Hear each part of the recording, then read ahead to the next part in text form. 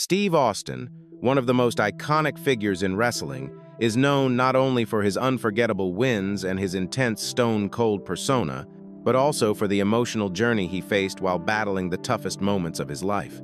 From the severe neck injury caused by a pile driver to the struggles with addiction that nearly derailed his career and the highly publicized personal controversies that affected his reputation, few would have believed Austin could rise above it all and rebuild his life from the ground up. But what truly reveals his strength? Is it his refusal to shut down emotionally, or the courage he shows in facing his past mistakes and carving out a path toward redemption? Let's take a closer look at the remarkable story of Steve Austin, a man who not only rose above his setbacks, but also inspired an entire generation to rethink the meaning of perseverance and personal transformation.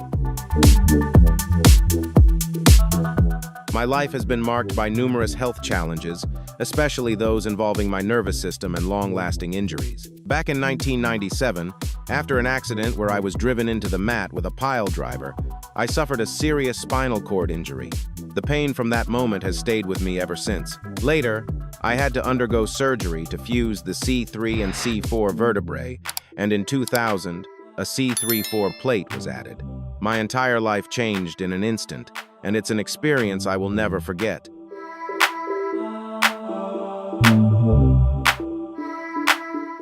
This is Steve Austin, Stone Cold, the man who helped reshape WWE, earned millions, and rose to legendary status in the wrestling world. He had everything: championship victories, global fame, and the massive Austin 316 legacy. But the cost of that rebellious persona was far greater than anyone imagined. Severe injuries derailed his career, and the struggles he faced outside the ring were just as intense. Let's take a closer look at what really happened to the rattlesnake, the rise, and the turning points that changed his life forever.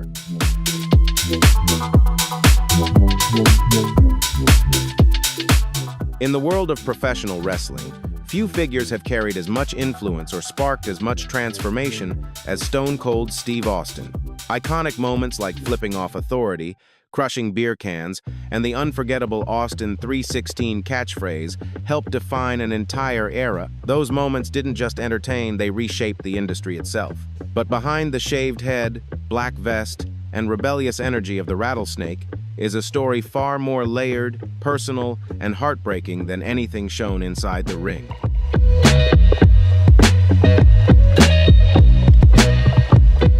The story of Stephen James Anderson, born on the 18th of December 1964 in Victoria, Texas, is that of a working-class kid who grew up admiring legends like Ric Flair and Dusty Rhodes. Football became the path he chased in hopes of reaching greatness, eventually earning him a scholarship to the University of North Texas.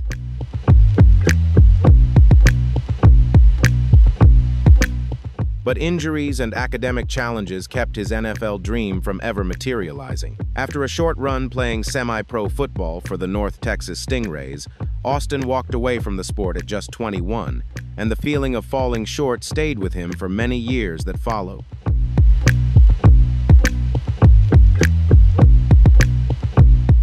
However, wrestling soon became a new direction for Austin. A chance encounter with Chris Adams, a well-known British wrestler, opened the door for him to train at Adams' Gym in Amarillo. On the 3rd of December 1989, Austin made his professional debut under the ring name Steve Williams in the Continental Wrestling Championship. At 6'4" and 254 pounds, he showed a strong technical base, despite still having plenty to learn. Those early years were difficult. He earned only $200, $300 per show, and had to rely on construction work and bar security jobs to make ends meet.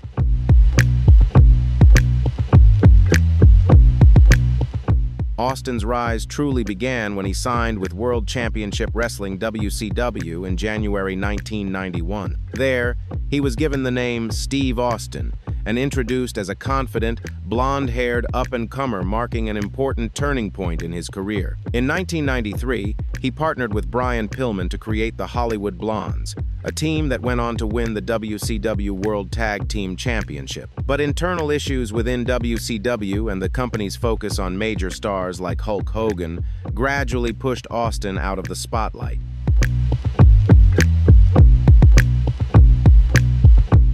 In 1995, after his release from WCW, Austin joined Extreme Championship Wrestling (ECW), where he was discovered by legendary promoter Paul Heyman, who immediately saw his potential. The high-intensity matches in ECW helped Austin refine his powerful, distinctive wrestling style.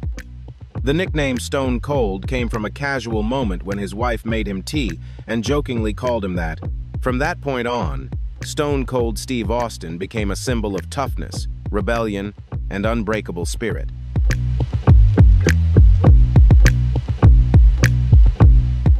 Austin signed with WWF at the end of 1995 and quickly changed the face of professional wrestling. In 1996, after winning the King of the Ring, the phrase Austin 316 exploded in popularity, becoming a permanent part of WWE culture. His rivalry with Bret Hart at WrestleMania 13 created a legendary moment, as Austin refused to submit even while losing over a liter of blood. The image of Austin, battered but unbowed, became a lasting symbol of fearless heroism.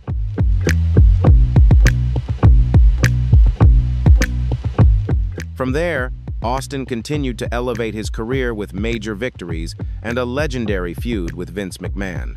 His triumphs were about more than just championships. They reflected his deep connection with the fans. But his journey wasn't without hardship. In 1997, a severe injury during a match with Owen Hart changed his life forever.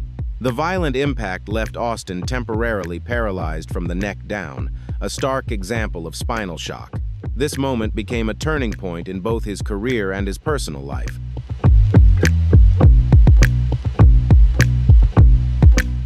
Steve Austin described the feeling as a searing hot iron rod driving through his shoulder, leaving his arm completely useless. The medical team rushed in, but true to his stubborn nature, he waved them off from the stretcher.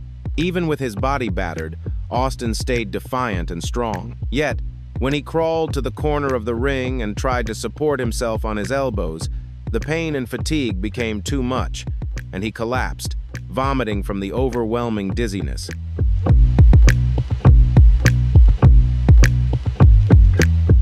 When he was admitted to Hackensack University Medical Center, doctors confirmed that while no bones were broken, his spinal cord had suffered severe contusions, causing temporary quadriplegia. The official diagnosis was central cord syndrome, a form of partial paralysis. The first 2 weeks in the hospital were brutal. Austin couldn't care for himself and had to rely on catheters for urination and bowel movements. The pain from medications like Toradol and Vicodin kept him trapped in a relentless cycle, while his mental state slowly began to deteriorate.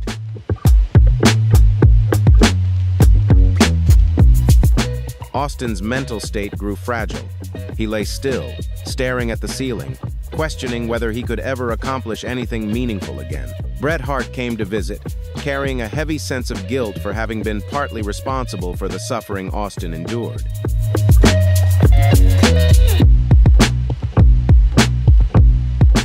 Despite his critical condition, Austin's recovery tested not just his body, but his spirit as well. Every step of rehabilitation, from physical therapy to grueling workouts, felt like an unending struggle. Over the 3 months of rest, he slowly regained strength, but every match afterward came with a price. Even as he adapted to a more punch-centered style, the powerful blows in the ring continued to take a toll on his already damaged spine.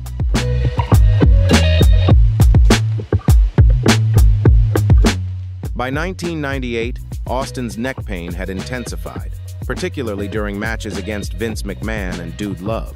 To cope, he relied on ongoing epidural steroid injections and heavy pain medication. The toll from his grueling ECW days had left his body far from its former strength. A King of the Ring semifinal match in 1999 resulted in ligament surgery, yet Austin remained determined to get back in the ring as soon as he was able.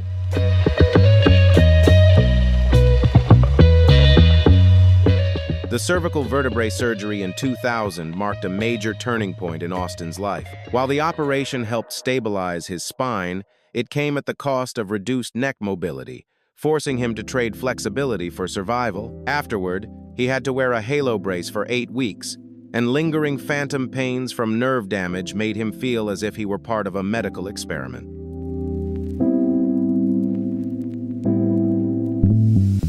However, the cost of Austin's wrestling career went beyond physical injuries. He also struggled with a reliance on painkillers, beginning with Advil, and gradually progressing to stronger medications like Vicodin and Soma. The addiction sometimes caused him to lose control, leading to heavy drinking and serious side effects, ultimately requiring him to enter rehabilitation in 2002.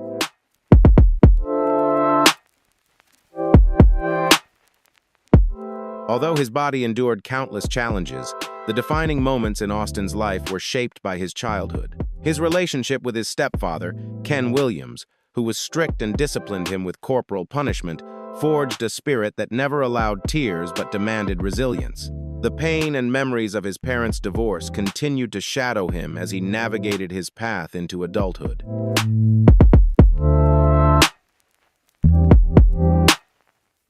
Austin's biological father, a long-haul truck driver, was frequently absent and only showed up occasionally.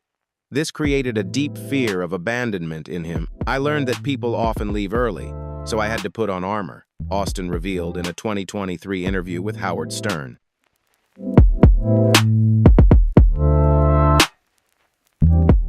Austin's first marriage to Catherine Kathy Burrus on the 18th of August 1990 blessed him with 2 daughters, Stephanie and Cassidy, but the union lasted only 18 months, ending in February 1992. Austin admitted that wrestling had taken a heavy toll on his personal life. "Family only got what was left," he confessed.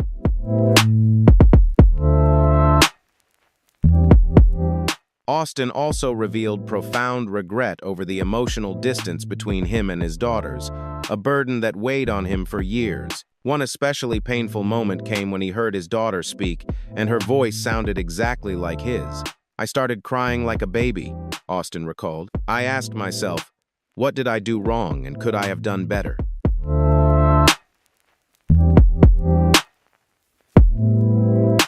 After his first marriage, Austin wed Jeannie Clark, a WCW valet, in 1992. Their marriage brought happiness both personally and professionally, but it ended in May 1999 after 7 years together. Austin later reflected on the relationship with maturity, recognizing that love isn't a showcase, it's something that requires daily effort.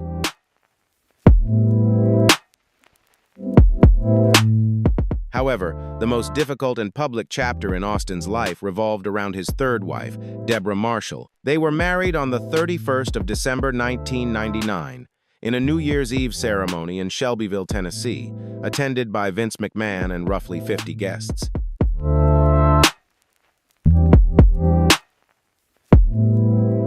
Deborah ran outside and called the police, providing a detailed account of the frightening assault. "The first time he hit me was in the hotel room. A punch, a slap, even being thrown across the room, it was awful," she recalled. She had bruises on her face and had to conceal them during TV appearances.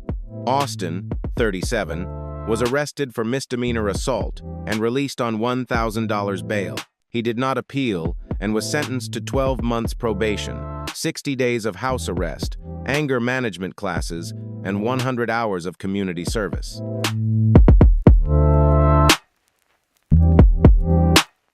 Austin later reflected on that night. "It was the worst night of my life.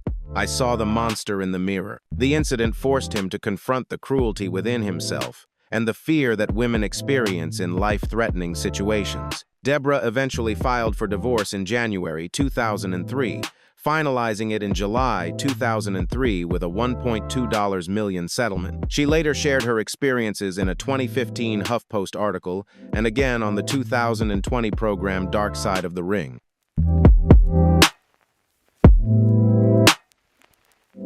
The trauma from the assault contributed to a mental breakdown for Austin, especially in 2002, as his grueling schedule and physical issues worsened. A defining act of rebellion occurred on the 3rd of June 2002 at Raw in Ontario, Canada, when Austin refused to compete in a match against Brock Lesnar because he felt disrespected. In protest, he drove his truck out of the arena parking lot, creating one of the most defiant moments of his career.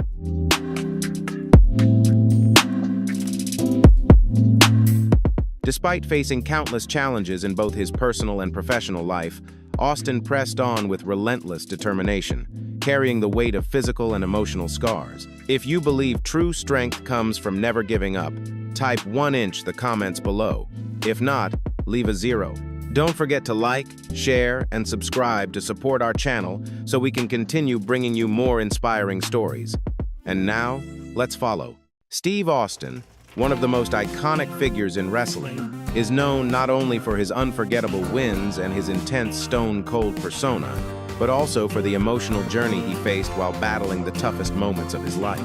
From the severe neck injury caused by a pile driver to the struggles with addiction that nearly derailed his career and the highly publicized personal controversies that affected his reputation, few would have believed Austin could rise above it all and rebuild his life from the ground up.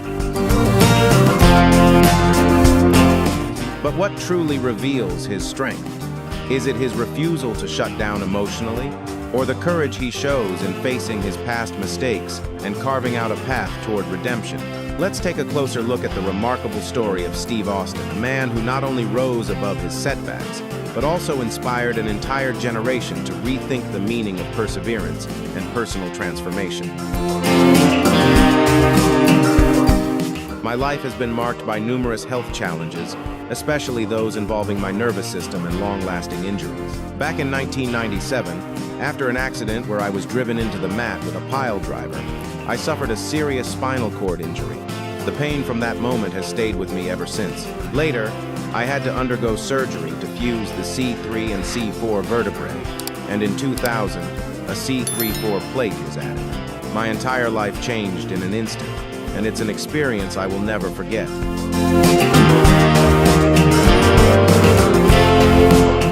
Steve Austin faced a series of serious health challenges, especially neurological injuries, starting from a young age after a severe accident at 27. He suffered a spinal injury, and despite multiple surgeries, the pain never fully went away.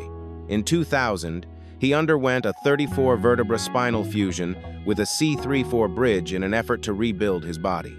Following this, McMahon suspended Austin indefinitely. Even after his return in July 2002, however, his public image was never quite the same.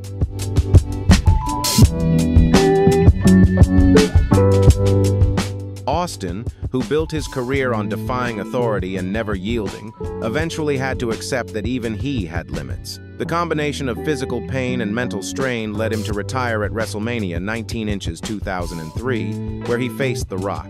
His neck endured 20 grueling minutes of punishment during the match, and afterward, he told McMahon that his body simply couldn't handle it anymore.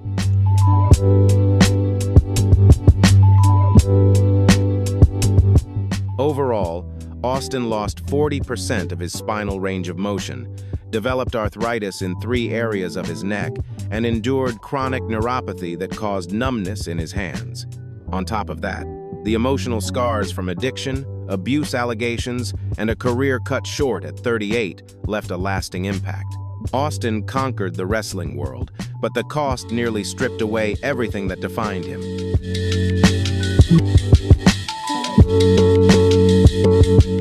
Yet, from that wreckage, Austin found a way to endure and rebuild his life.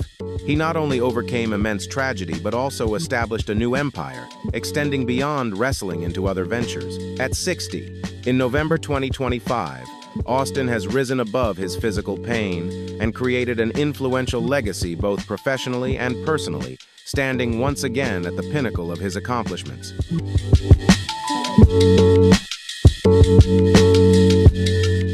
Austin's legacy has grown into an icon that extends far beyond his in-ring feats and beer-soaked antics. It stands for leadership, responsibility, and proof that even the toughest individuals can evolve.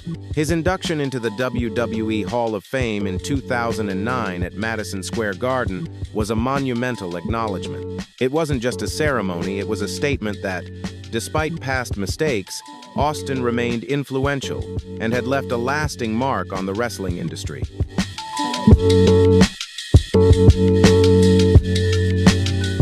Austin's list of accolades kept growing, including his induction into the Professional Wrestling Hall of Fame in 2011, receiving the Cauliflower Alley Club's Iron Mike Mazurki Award in 2012, and being inducted into the George Tragos Lou Thesh Professional Wrestling Hall of Fame in 2019. Each honor represented more than just past achievements. It highlighted a lasting legacy, showcasing his influence on both the wrestling world and popular culture.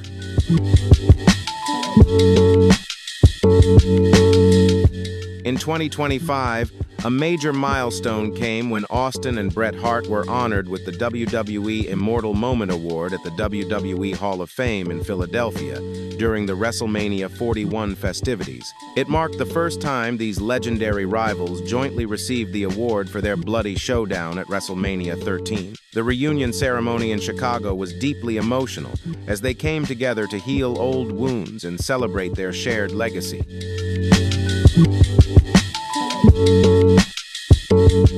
However, Austin's real empire extends beyond awards and accolades. His Broken Skull Ranch, a 2,000-acre property in California, serves as both a personal sanctuary and a thriving business, generating up to $1 million a year through events like the Rattlesnake Rodeo.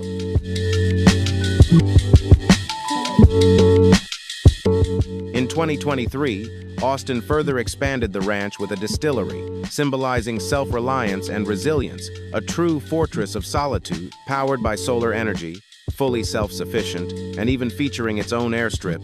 It stands as a testament to the empire Austin has built from the pieces of his past.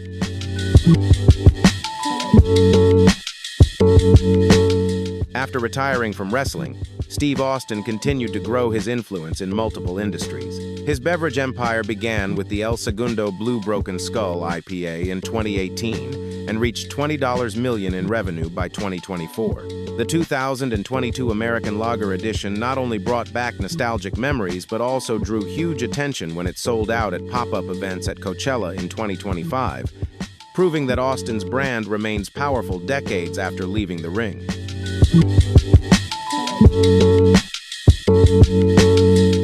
In addition, off-road racing became a major passion for Austin following his retirement from wrestling. His Thibur 316 Kawasaki UTV team claimed victory at the Mint 400 short course race on the 8th of March 2025, in front of a crowd of 50,000 spectators.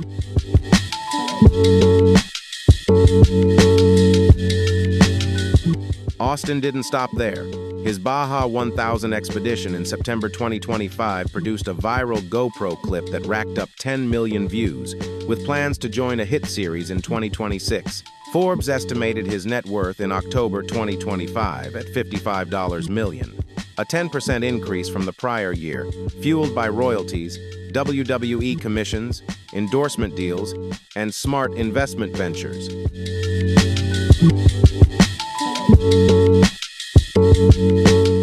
A key aspect of Austin's career isn't just his business ventures, but also the media platforms where he shares his insights and experiences. The Steve Austin Show, which launched in 2013, has over 500 episodes and 50 million downloads, offering a space for honest conversations about wrestling psychology. In 2025, guests like Logan Paul and Roman Reigns helped bridge generations within the industry.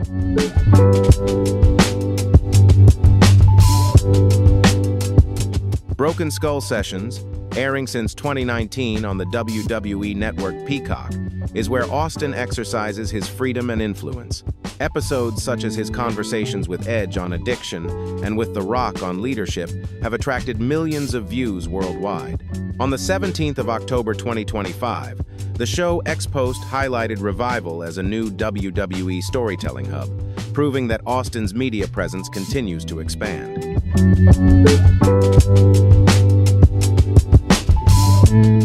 Austin's life philosophy has grown beyond his wrestling career. Today, he stresses action over hesitation. If you're on the fence about something, don't be scared. Get out there and try new things, he said. His Tough Enough program, which ran from 2014 to 2017, pushed participants through intense challenges across 6 seasons and 100 episodes. In 2025, Paramount Plus revived the show, giving Austin a platform to continue sharing his journey and helping others learn from his experiences.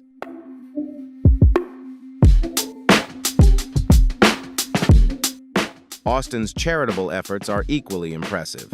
In 2015, the Steve Austin Foundation contributed over $5 million to PTSD support programs for veterans, reflecting his Texas military roots. In 2025, the Rattlesnake Resilience Camp welcomed 200 veterans for ATV therapy and counseling. WWE also donated $1 million to the Make-A-Wish program in both 2019 and 2025, giving 150 children the unforgettable opportunity to step into the ring.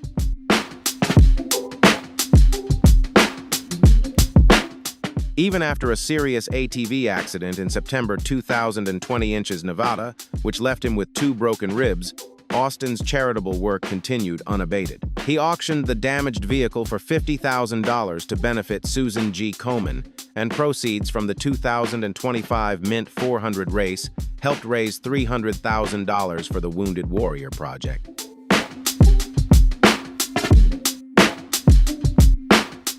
Despite ongoing health challenges, Austin continues to push forward and inspire the next generation. Injuries and setbacks still follow him, but they fuel his drive to keep going, making him both a leader and a source of inspiration for anyone facing adversity.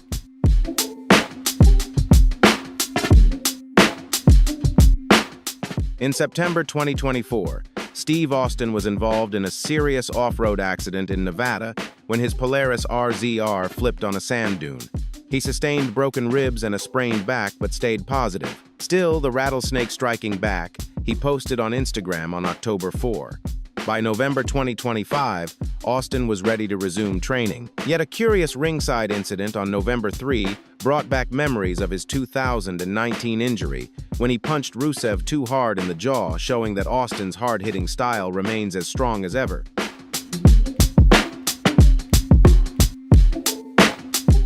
Reports in September 2025 fueled speculation about internal discussions for WrestleMania 42 inches 2026, potentially featuring Austin against a member of the Bloodline. In a heartfelt 2025 interview, Kurt Angle stated, "Austin taught me the most impactful psychology ever," highlighting Austin's enduring influence on the new generation of wrestlers.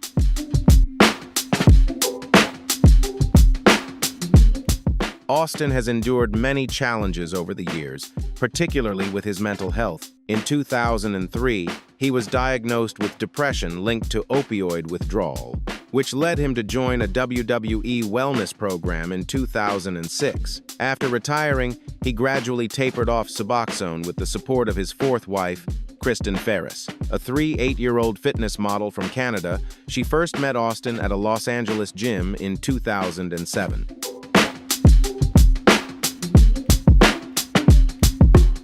They married on the 31st of December 2009 and renewed their vows in 2018 at Broken Skull Ranch.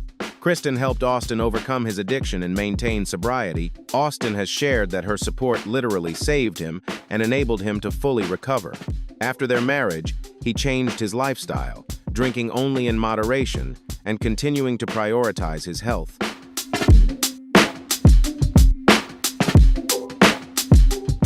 Austin's family relationships have seen remarkable progress. His 3 nieces, whom he taught wrestling and roping without using chokeholds, helped break down emotional barriers within the family and played a key role in fostering a friendly relationship between Austin and his ex.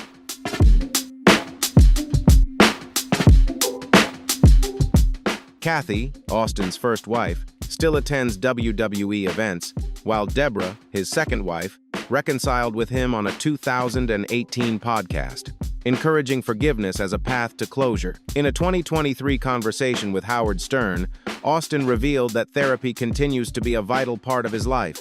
Learning to apologize and not just stun, he shared.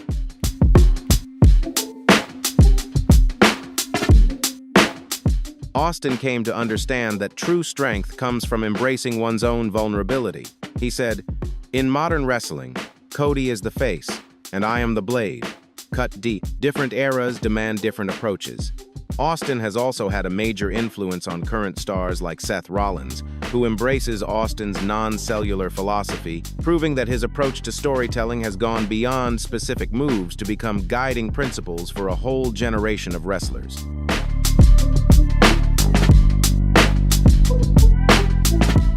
As of November 2025, Austin's net worth stands at $55 million, and he resides on a ranch that is always alive with meaningful activity. His resilience and determination have redefined the idea of retirement, making Austin a role model for inner strength, overcoming personal struggles, and building a lasting legacy not just in wrestling, but across many areas of life.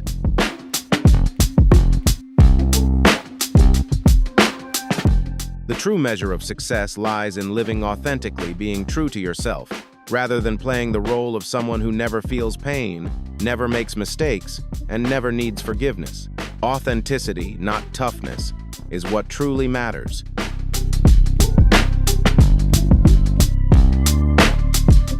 Thanks for watching. If you found Steve Austin's story inspiring, drop a 1 in the comments if you agree, or a 0 if you see it differently. Don't forget to like, share, and subscribe so you won't miss our upcoming videos. Thanks again, and see you next time. The legendary Prince of Darkness and pioneer of heavy metal, Ozzy Osbourne, is being celebrated at 76. Few figures in rock history have forged a legacy as powerful as his. Ozzy wasn't only a music icon, he became a global phenomenon, admired and embraced across generations. Yet in his later years, the man behind the myth lived far more quietly than many imagined. The fame and controversy that once surrounded him no longer defined his life. Instead, his focus shifted towards something deeper, more intimate, and profoundly human. Instead, Ozzy's thoughts had turned towards something deeply personal, a final wish that only his wife, Sharon, could help fulfill. It wasn't just any request, but one so meaningful that it shaped his final days and brought him an unexpected sense of peace. If Ozzy Osbourne's legacy has ever made you smile, think, or feel inspired, please take a moment to like this video and subscribe so you won't miss more unforgettable stories. Drop a 1 in the comments if Ozzy's music or journey has ever touched you, or a 0 if your experience is different. Now, let's step into this emotional chapter and uncover what truly brought Ozzy comfort as he neared the end of his path. When Ozzy Osbourne appeared seated on a black throne at the center of the stage, the roar from the crowd was deafening. For many, that sight was unforgettable. A man whose body had endured the toll of illness, yet whose spirit towered above it all. In that moment, Ozzy embodied everything he had ever represented: strength, defiance, and the eternal fire of rock and roll. He sat like a true king of metal, a living legend whose presence radiated both power and vulnerability. The audience didn't just see an artist, they witnessed a myth brought to life. And when Ozzy finally spoke, his voice trembling with emotion as he said, "Mum, I'm home," the crowd fell silent. No one knew it then, but this would be the final homecoming, the last time the Prince of Darkness would stand before his people in the city where it all began.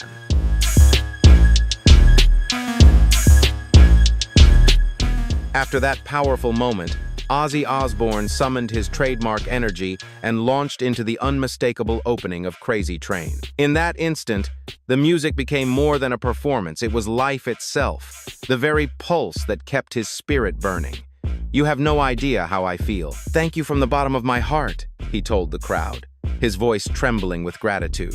The response was overwhelming, thunderous applause and cheers from more than 40,000 fans packed into Villa Park. This wasn't just a concert, it was a celebration of love, respect, and eternal admiration for a man who had given everything to his art. Though his body had grown frail, Ozzy's spirit roared louder than ever, proving that true legends never fade, they live forever in the hearts of those who believe in them.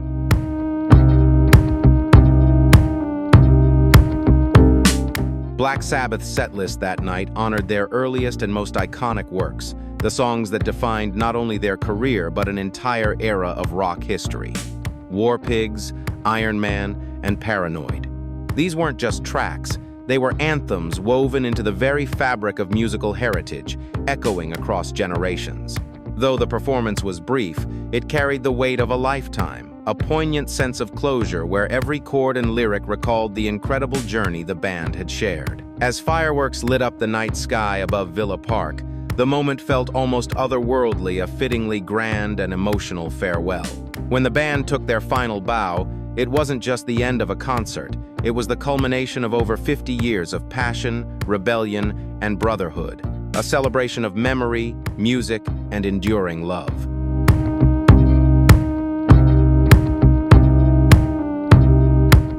Although the concert was officially held as a charity fundraiser raising an astonishing $189 million, its true purpose was far more intimate. For Ozzy Osbourne, this night wasn't just a celebration of an extraordinary career. It was a deeply personal expression of gratitude to everyone who had walked beside him through the decades. Beyond the thunderous applause and global admiration, the concert became something profoundly human, Ozzy's final journey through music, a heartfelt farewell to the stage that had defined his life. It was his way of saying thank you, one last time, to the fans, friends, and family who had given his story meaning.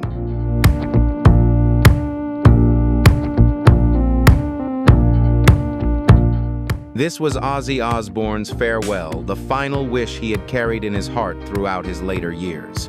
He had long known his time was limited, yet instead of surrendering to fear or despair, that awareness only strengthened his resolve to fulfill his greatest dream, to say goodbye exactly as he had lived through music. He didn't want to fade quietly into the shadows of illness. He wanted to leave under the lights, surrounded by the roar of guitars, drums, and the voices of the fans who had shared every triumph and every fall. This was the wish he entrusted to Sharon, his life partner and steadfast companion through every storm. All he wanted was one final performance, one last bow on the very stage where it had all begun, in the city that had shaped both the man and the legend.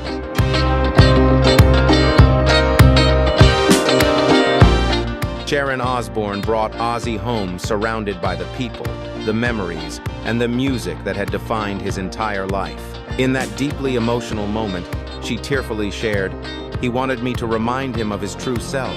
Those words captured not only her unwavering love, but the sacred promise she had kept, ensuring that Ozzy's final moments were filled with honor, dignity, and the essence of who he truly was. The man who had devoted his life to sharing music and emotion with the world had finally returned to his roots, to the city, the sound, and the spirit where it all began. In every way, it was a perfect farewell, the closing of a monumental era in rock history, and the final chapter in the life of a legend whose light will never fade.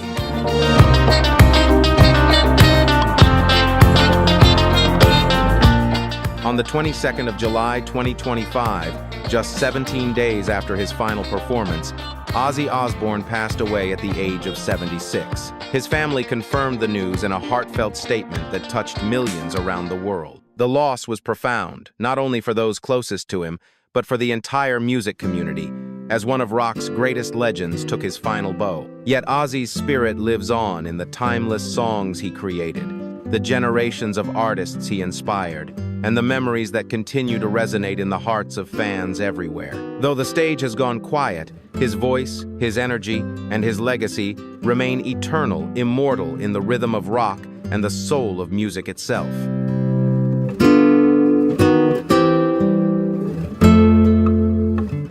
With immeasurable sadness, the Osbourne family announced that their beloved Ozzy Osbourne passed away peacefully this morning.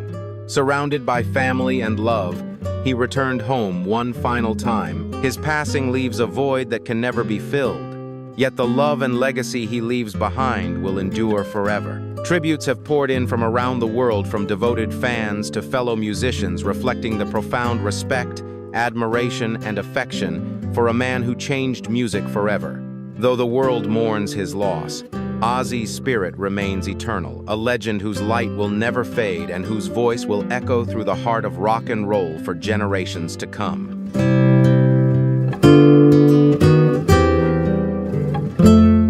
Ronnie Wood, guitarist of the Rolling Stones, described Ozzy Osbourne as the undefeated king of heavy metal, a fitting tribute to a man who reshaped the very face of the genre. Sir Elton John, one of Ozzy's closest friends, grew visibly emotional as he called him a true legend and a friend I will always cherish. Their words reflected the deep admiration and love shared by some of the greatest artists in music. For Ozzy was not only a pioneer, but also a loyal and sincere friend to all who knew him. Tony Iommi, Ozzy's Black Sabbath bandmate and lifelong companion, expressed his grief with heartbreaking disbelief. "I can't believe it.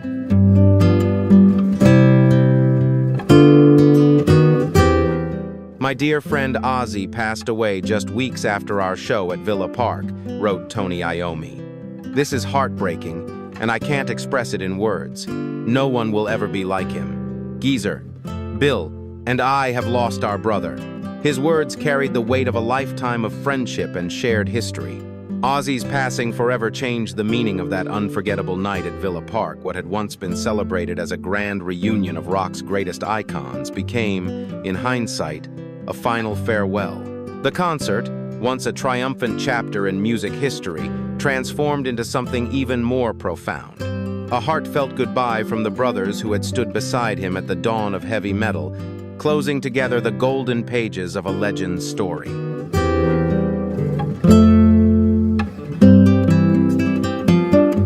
It was more than a charity concert or a long-awaited reunion. It was the final chapter in an extraordinary life. That night became a defining moment in music history, when Ozzy Osbourne not only said goodbye to his fans, but also to the city and the legacy he had built over more than half a century. His final wish had been fulfilled, a farewell that was deeply personal, profoundly emotional, and unmistakably his. And behind it all stood Sharon, his lifelong partner, who had weathered every storm by his side. Through her love, strength, and unwavering devotion, she ensured that Ozzy took his final bow with honor, dignity, and the boundless affection of all who had always believed in him. Ozzy Osbourne is survived by his beloved wife, Sharon, their children Kelly, Jack, and Amy, as well as Jessica and Louis from his first marriage. He also leaves behind several grandchildren who will carry forward his legacy with pride and love. Though Ozzy may no longer walk among us, his spirit and the music he created will continue to live on through his family and in the hearts of millions around the world. He devoted his life entirely to his art, giving the world a sound and a spirit that can never be replaced. For generations to come, Ozzy Osbourne will be remembered not only as the Prince of Darkness, but as an immortal legend whose voice defined the very soul of rock and heavy metal.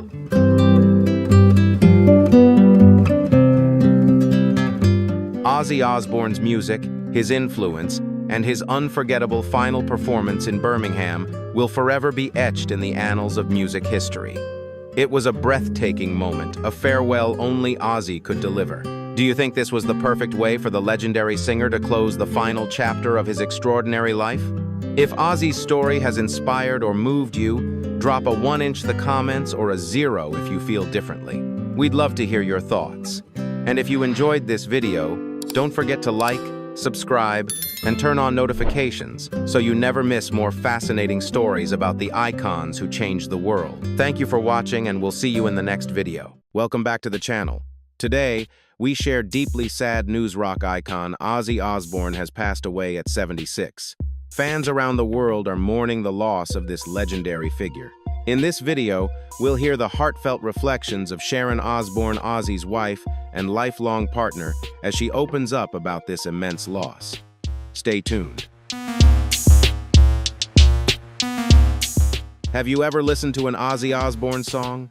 If so, drop a 1 in the comments and tell us which track left the biggest mark on you. If not, just type 0, who knows. After watching this video, you might just become a fan. And don't forget to watch till the end and hit that subscribe button to support the channel. It really motivates me to keep bringing you meaningful content.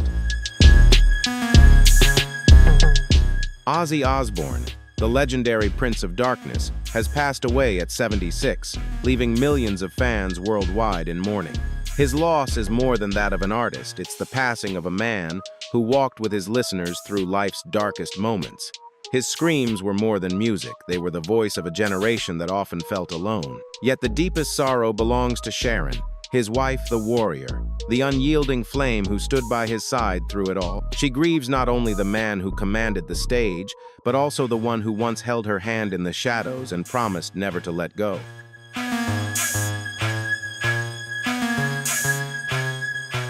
In the turbulent history of rock, no voice screamed as deeply as Ozzy Osbourne's. Behind every scream was a wounded heart, a silent fight to survive. For far too long, the world misunderstood him. He wasn't trying to shock, he was simply trying to endure. Born into poverty in Birmingham, arrested and ridiculed, Ozzy battled through every obstacle like climbing a jagged, painful mountain. He didn't have the looks, and he never had formal training, but he possessed one force no one could match, a raw, unrelenting presence.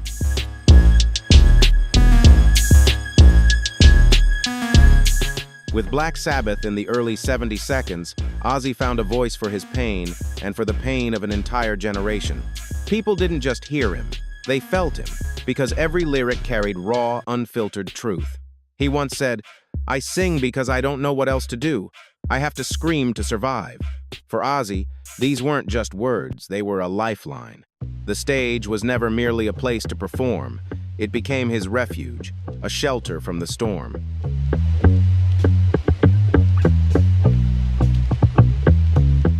His concerts were always wild and chaotic, less like performances and more like emotional confessions. The infamous bat-biting incident in 1982 wasn't a staged stunt, but a glimpse into who Ozzy truly was: impulsive, surreal, and unyielding. With blood dripping down his chin, he kept singing, leaving the audience in sheer awe. For Ozzy, the stage was where he was most authentic, the place where he fought, endured, and survived.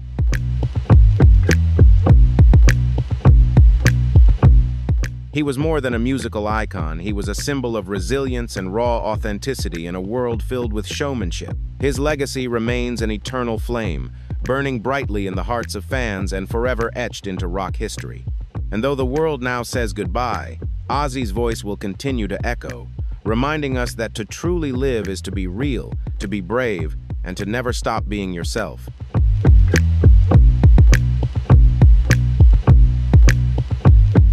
He sang through pain, through trauma, through addiction, and under the crushing weight of severe depression. His breakdowns happened backstage, not on stage. He refused to cancel shows, even after spinal surgery, even as Parkinson's gradually stole his mobility in later years. "I owe it to them," he once whispered when asked why he didn't stop, and he meant every word. He wasn't performing for the fans, he was surviving alongside them.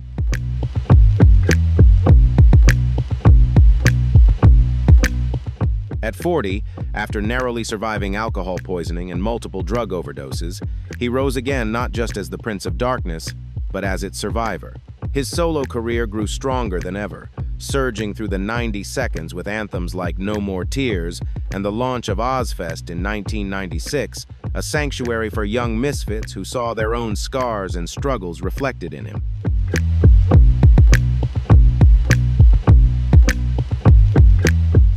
By the 2000s, through the reality show The Osbournes, the world finally glimpsed the man behind the madness, a man who often forgot the words but never the pain, who could laugh at himself but never at his fans. His voice grew hoarser with age, yet the soul behind it roared louder than ever. "I'm not a role model," he once said. "I'm a warning." But he was wrong. He was both. A monster and a miracle. A man who tore himself apart on stage night after night so others could feel whole, if only for a little while. And perhaps that is the most heartbreaking truth of all.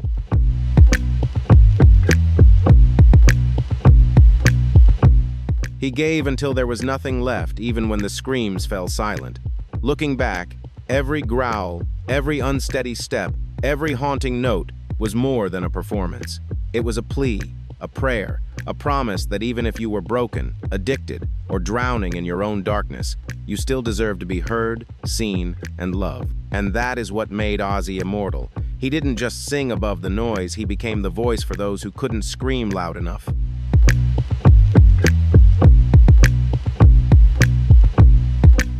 And in doing so, he became something no training, fame, or fortune could ever create. He became real. It feels cruel, almost unbearable, that such a voice has now fallen silent. Yet in that silence, we remember that Ozzy Osbourne didn't just survive the darkness, he showed millions how to walk through it and emerge stronger. In the final years of his life, as the spotlight slowly dimmed and his once mighty voice faded to a whisper, the world witnessed a transformation more profound than any encore could ever be.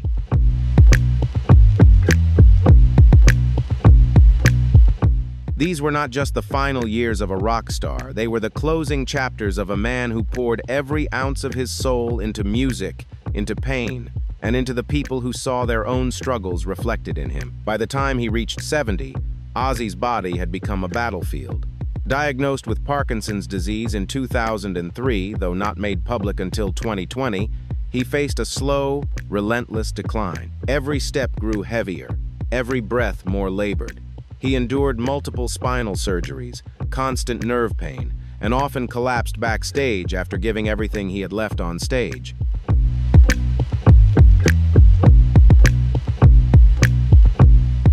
Still, he showed up not out of contractual obligation, but because he felt he owed it to the fans who had stood by him through every stumble, every relapse, and every rebirth.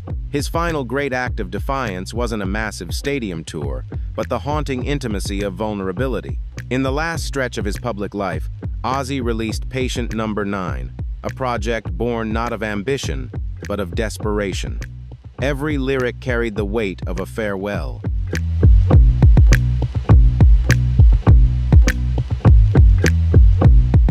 Each note carried the weight of a man singing against the silence that awaited him. "I'm not afraid of dying," he once said in an interview. "I'm more afraid of not being remembered." The album was recorded at a time when he could barely stand. Friends and collaborators recalled moments in the studio when he sang sitting down, gripping the microphone stand like a lifeline. "There were times he couldn't finish a take without breaking into tears," one producer remembered. And still he sang.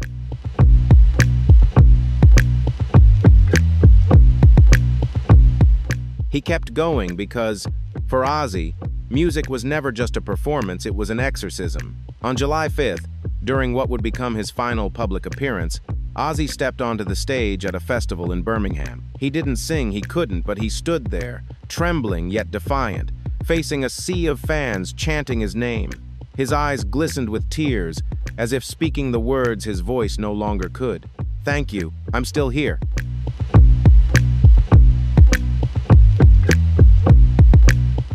That moment wasn't a concert, it was a farewell disguised as a wave. For Ozzy, it was more than a gesture. It fulfilled a quiet, final wish he had carried through his decline, to stand before his fans one last time and look them in the eye. It was never about glory or legacy, it was about gratitude, about giving himself fully and honestly, even as his body gave way.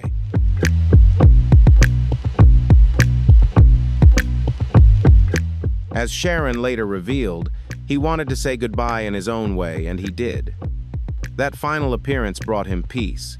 When he returned home from Birmingham, drained but calm, he told his son Jack, "You did what you needed to do." In those moments, there was no regret, only fulfillment. For a man whose life had been defined by chaos, that brief silence, surrounded by love and admiration, became his closure. He had given his fans everything, and in return, they gave him the strength to carry on until the very end.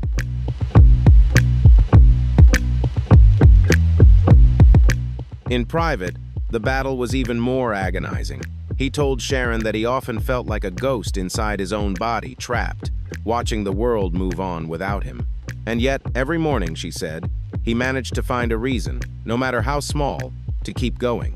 Sometimes it was a fan letter, sometimes a riff that came to him in a dream, or simply Kelly's laughter drifting from the next room. Ozzy never tried to rewrite his past. In his final interviews, he spoke with raw honesty about his regrets, the people he hurt, the years consumed by addiction, and the father he struggled to be.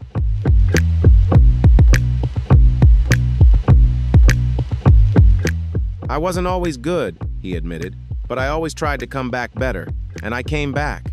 He did again and again until his body could no longer keep pace with his spirit. As the days grew shorter and hospital visits more frequent, his family surrounded him, spending nearly every moment by his side. Jack, Kelly, and Amy took turns, reading him letters from fans, many of whom said his music had saved their lives. And Sharon never left him. She was the last voice he heard each night, whispering words only the two of them would ever know.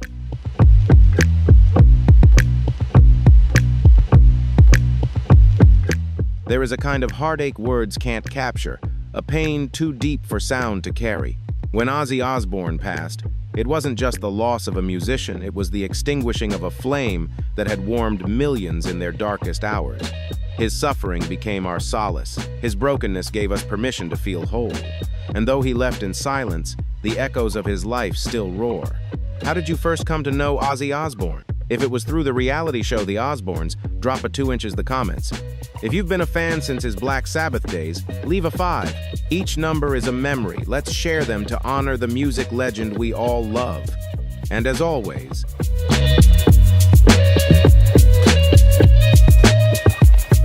in every scream of a metal guitar, in every outcast who finds comfort in a guttural lyric, in every soul that chooses to rise again, that is Ozzy's legacy. That is the spirit that refuses to die. When the news broke, it didn't hit like an ordinary headline. It rippled like an earthquake, shaking the hearts of millions who had once screamed his name from stadium seats or whispered his lyrics alone in their bedrooms. Ozzy Osbourne was gone.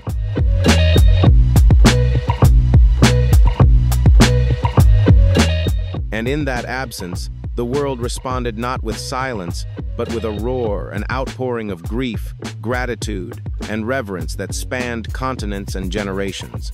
In Birmingham, where it all began, fans gathered beneath an Ozzy mural in Digbeth, leaving black roses, vinyl records, and handwritten letters. Some lit candles, while others blasted Black Sabbath songs from portable speakers, their tears mixing with the rain. One note taped to the wall read simply, "You taught me how to survive."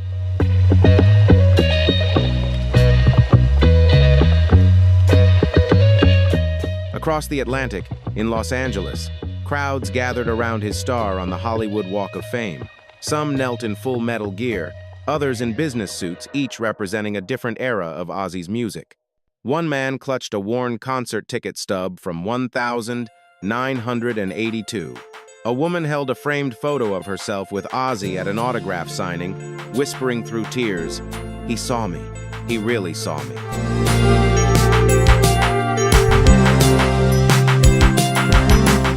From Sao Paulo to Stockholm, radio stations paused their regular programming to air all-day Ozzy marathons. For hours, the airwaves carried his voice raw, defiant, eternal. Streaming platforms saw a staggering surge, with Spotify and Apple Music reporting that streams of Ozzy's solo work and the Black Sabbath catalog jumped more than 900% in just 12 hours. War Pigs, Dreamer, No More Tears. These songs were no longer just music. They had become requiems, tributes, and final goodbyes.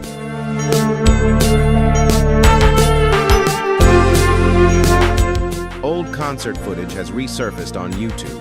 A 1,983 performance of Bark at the Moon has gone viral, along with a 1,992 interview where he admitted, "I made mistakes, but music always saved me." Tens of thousands of fans have flooded the comments section. Some share cherished memories. Others describe how Ozzy's music carried them through divorce, depression, overdoses, even suicide attempts. One man wrote, "Ozzy didn't just sing about the darkness. He lived it and showed us the way out."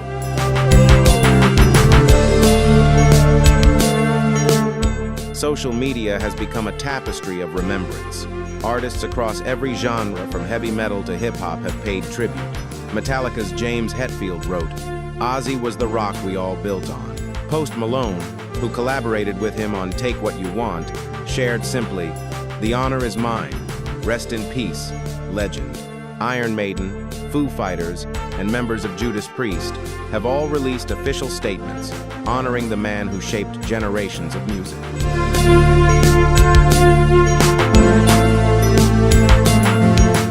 Sharon Osbourne responded by posting a black and white photo of Ozzy backstage, head bowed, hands clasped as if in prayer.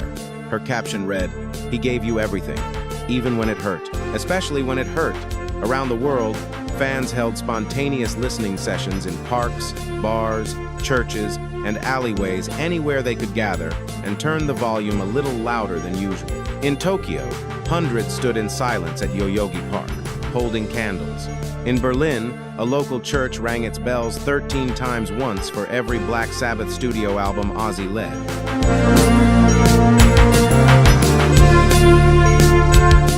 At the family's home in Los Angeles, a growing sea of tributes stretched down the street. flowers, flags, paintings, tattoo sketches, even broken guitars. Each one carried the weight of what Ozzy meant to someone. Overnight, a local artist painted a massive mural on the pavement, bearing the words, "He screamed so we could be heard." For Sharon, the outpouring of love became a strange kind of salvation. Every note, every flower, every gesture. It felt like the world was holding him with me, she confided to a close friend.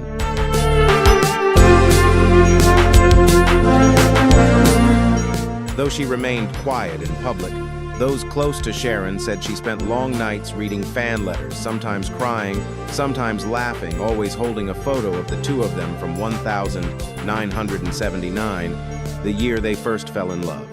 Jack, Kelly, and Amy Osbourne also shared brief but heartfelt tributes. Jack wrote, "He was more than just my dad.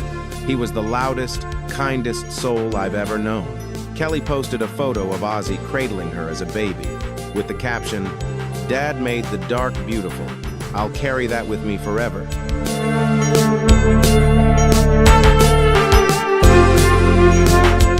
Public mourning took many forms. Churches lit candles. Tattoo shops offered free Ozzy-inspired designs. Mental health forums opened dedicated threads where people shared how his music helped them face depression, anxiety, and loneliness. One fan wrote, "I was 14, standing on the edge, and then I heard, 'Mama, I'm coming home.' I stepped back. I chose to stay."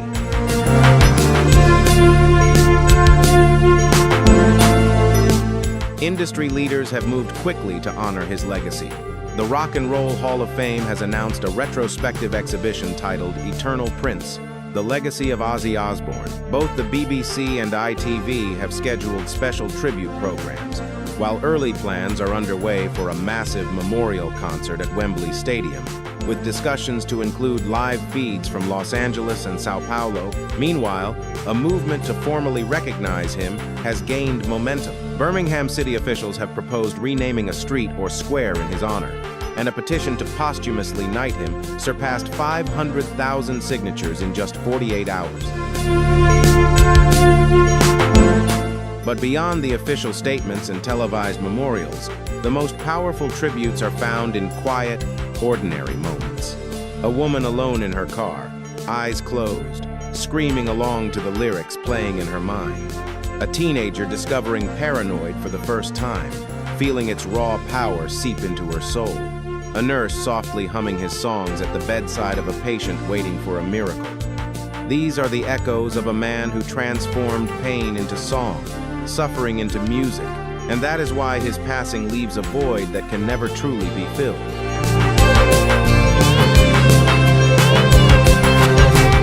Ozzy Osbourne holds a place not only in music history, but in the lives of millions in their hidden pain, in their fragile hope, in their fierce rebellion, and in the light of redemption.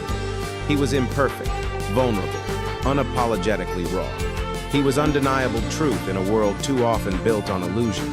As one fan said, he taught us not only how to headbang, but how to hang in there. His voice still echoes through speakers and into the hearts of millions. The world misses him with both deep sorrow and eternal gratitude.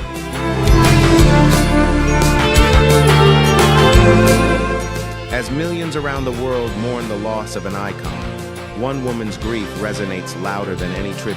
It is the grief of Sharon Osbourne, Ozzy's wife, his fiercest companion, his unyielding protector, and his truest reflection. Their love story was imperfect, scarred by trials and wounds. Now, with half of her life suddenly gone, Sharon stands at the crossroads of sorrow and responsibility. For more than 4 decades, she was not only by his side, but a beacon of light through his darkest battles. She stood with him when the world turned away, when addiction and illness threatened to consume him. But in 1987, something happened that would alter Tom Kellick's life forever. He entered into a marriage using a false name. Strange, isn't it? A water use controversy, a tragic helicopter accident during filming, and a son struggling with addiction would follow.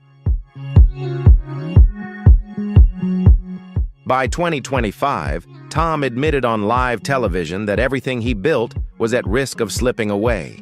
This is the story of a man who once seemed to have it all, only to watch his world slowly fall apart. Will he ever regain what he's lost? Drop a 1 in the comments if today's story moved you, or 0 if you feel differently. And don't forget to like, share, and subscribe to stay with us.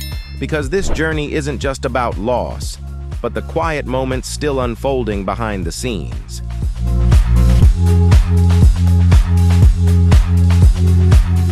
In 2015, Tom injured his knee performing a stunt, a pain that lingered for years. By 2025, he had to have both knees replaced.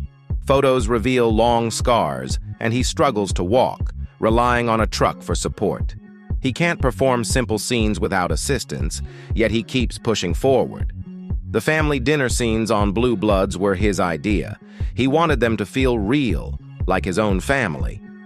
Behind the scenes, however, he often clashed with the writers over how to make those moments authentic.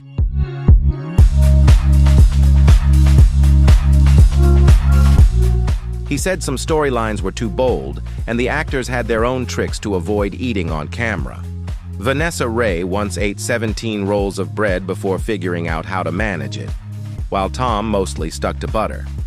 When COVID hit in 2020, filming stopped, and Tom stayed on his farm.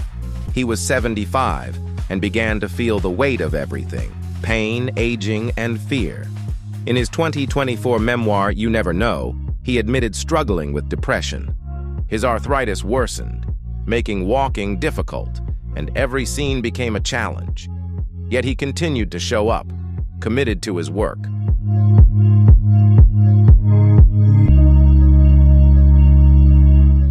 Tom Selleck married Jacqueline Ray in 1971, a model who stood by him when no one knew his name. She supported him through the hardest years when acting jobs were scarce and money was tight.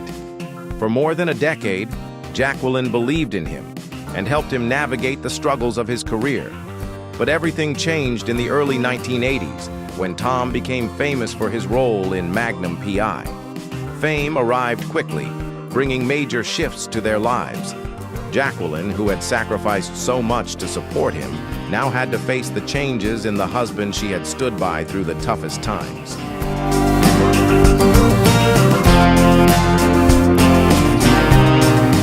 Fame came quickly, and so did the temptations. While filming in Hawaii, Jacqueline saw him on TV, surrounded by local women. That's when she realized the man she loved and had supported in everything was slowly drifting away. Friends said he had fallen for island life and the attention it brought. She felt betrayed. After all her sacrifices, their 1982 divorce left her with only 3 years of support, a car, and a house.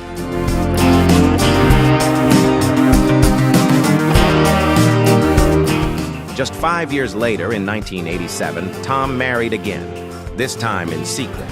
He had been captivated by 25-year-old British dancer Gilly Mack since 1983, repeatedly watching her in the musical Cats.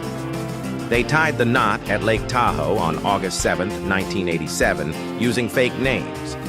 Tom became Tom Jenkins, and Gilly went by Susie Mark. Even the pastor was fooled until the last moment. They forgot the marriage certificate and had to send someone to Reno to correct it before dinner. Only family attended, no press, just a Polaroid camera to keep things private. Yet even with all the secrecy, their marriage faced many challenges.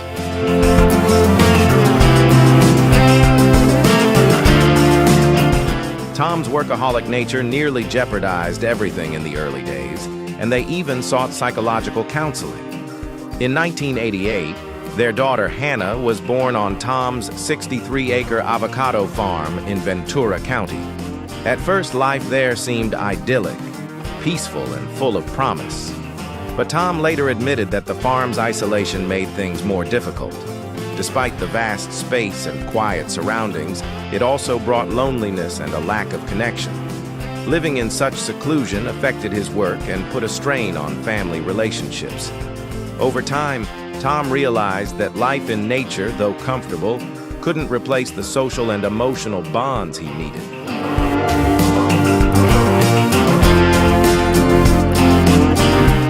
He left Magnum P.I. because he felt like a ghost in his own home. He said he wanted a real life, not just a career. yet acting continued to tie him down. Hannah spent much of her early years alone, surrounded more by animals than by friends. 13 dogs, cows, sheep, rabbits, and horses. Life on the farm was peaceful, but at times lonely. Horses became her escape, and she later said that without her parents' support, farm life could have easily felt overwhelming.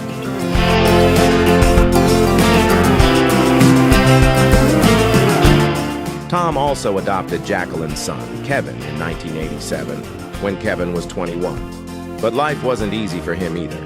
At just 15, his mother had considered sending him to boarding school.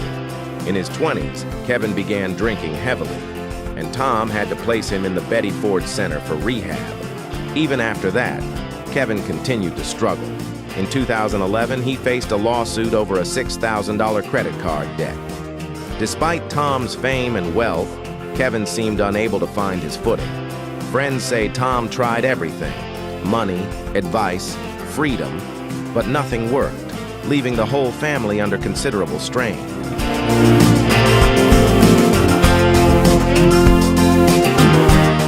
Kevin eventually married and had 6 children, and sources say he has recovered, though the pain of the past still lingers.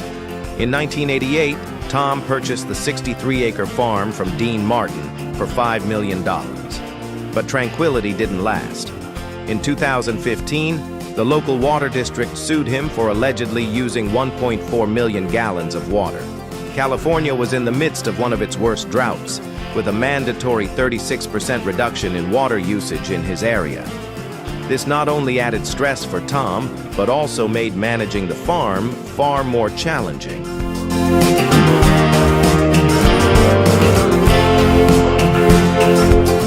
Amid serious financial and legal troubles, Tom felt like everything was slipping out of his control: his family, his work, and even the land around him.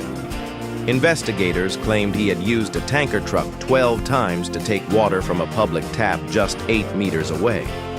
Proving this cost the district $21,685, the exact amount Tom paid to settle the lawsuit and stop using the water.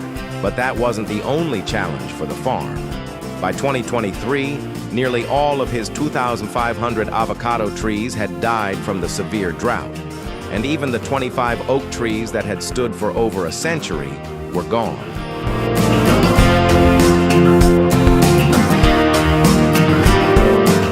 At 79, Tom said it broke his heart.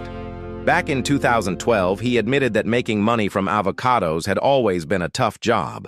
He once joked, "I don't even like them. Why eat them when I can sell them?" By 2023, though, the business had completely collapsed.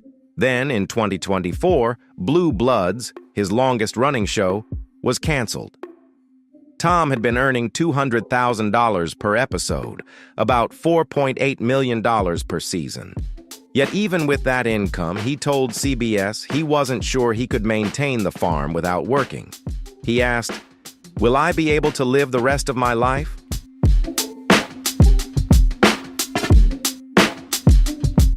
Well, probably not on a 63-acre farm. The property is now valued at $12 million.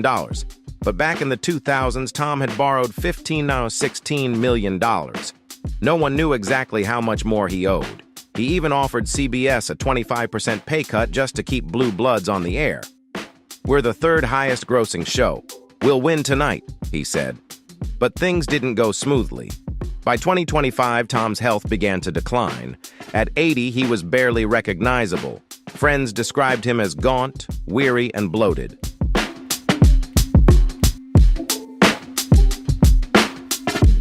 Standing 1.93 meters tall, he now weighs nearly 365 pounds.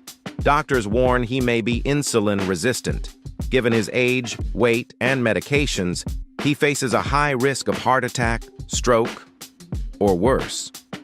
His wife, Jill, has always supported him, but even she admits feeling exhausted. Tom doesn't want to give up. He says the thought of retirement scares him. Experts warn he may have no choice. His health has become a major challenge, yet he refuses to abandon the life he's devoted so many years to. Once full of energy, he now faces an uncertain future, and that fear drives him to fight his own body every single day.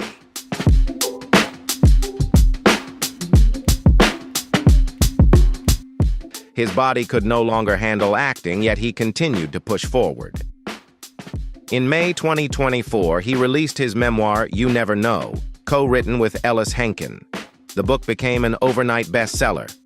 Across 320 pages, he revealed it all: childhood memories, parties with Mae West, roles he turned down, how fame transformed him, the things he regrets, and those he doesn't. The memoir is more than a career retrospective. It's a heartfelt account of the experiences and choices that shaped his entire life.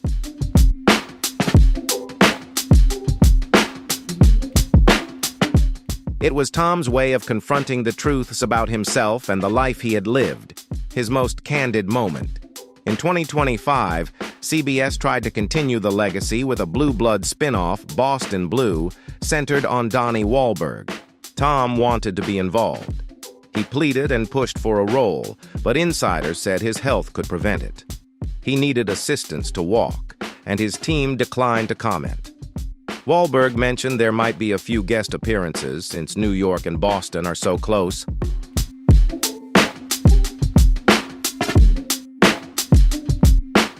But everyone knew it would be extremely difficult. By 2026, those close to Tom believed he might finally step back. While he resisted the idea, his body was gradually weakening. His mind craved stimulation, and his soul needed a purpose, yet his knees, heart, and the sheer weight of his body were demanding rest. His body's warnings could no longer be ignored. Meanwhile, the farm he once loved, the place that had brought him peace and joy, had become a heavy burden.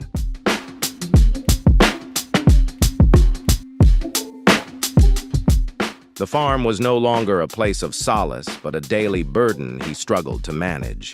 He felt caught at a crossroads, one path urging him to rest, the other to hold on to the farm, which had been his pride and livelihood for decades. Tom feared losing it. Letting go felt like losing more than land. It felt like losing a part of himself. He couldn't imagine life without it, a place intertwined with every memory and achievement of his life.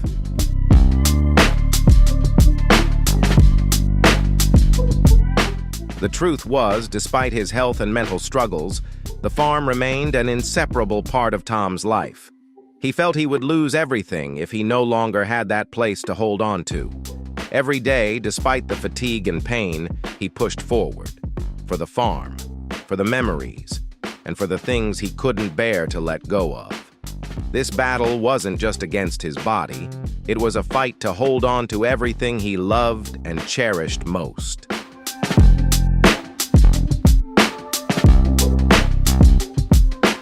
As time went on, Tom realized there wasn't much time left to maintain everything. He said, "I need to keep working to hold on to this place." But time moves fast. Friends believe Tom may soon step back, retreating to a quieter life with his family, and the memories spread across 63 acres. The question remains, can Tom give up the Hollywood spotlight to embrace a simpler life? Or will he continue to devote himself to his career? Do you still remember that laughter? Good times.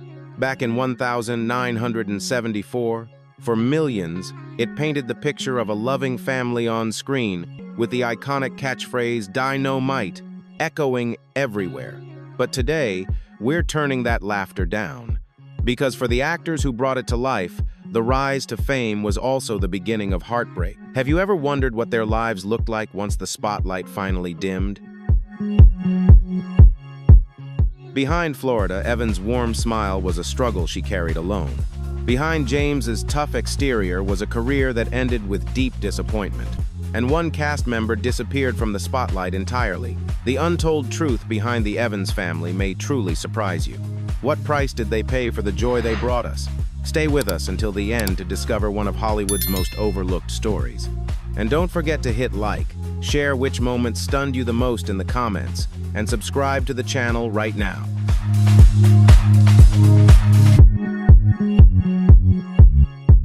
Jimmy Walker, born on the 25th of June 1947, in Brooklyn, New York, was a rising stand-up comedian long before Good Times. At 27, he stepped into the role of J.J. Evans. In the beginning, J.J. was written as a bright, artistic teenager. But once the catchphrase "Dynamite" exploded into a national sensation, everything changed. It launched Walker into instant stardom, yet it also locked him into the shadow of that one iconic line for the rest of his career.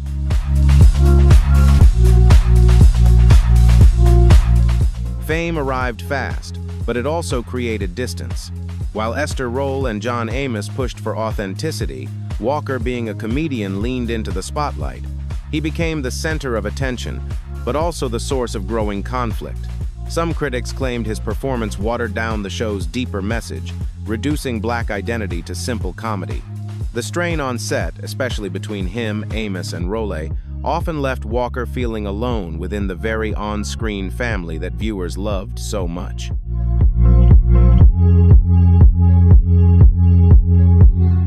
After Good Times came to an end, the shine of Dynamite slowly dimmed. Walker found his footing again on smaller stages, traveling across the country as a stand-up comedian. His supporting roles in Airplane, 1980, and Scrubs kept him visible, but the level of fame he once had never fully returned. While many of his former castmates eventually settled into their own lives, he chose a quieter, more solitary path.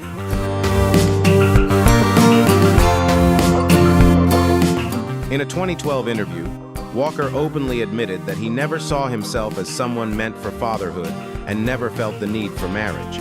Solitude had become the cost of living life on his own terms. Now, at 78, Jimmy Walker is still performing, bringing his familiar spark to smaller venues where audiences laugh as much from nostalgia as from the jokes themselves. His estimated net worth, around $1 million, comes from stand-up work, commercial appearances, and sharing memories of the past, as if he continues to walk alongside the moments that shaped him.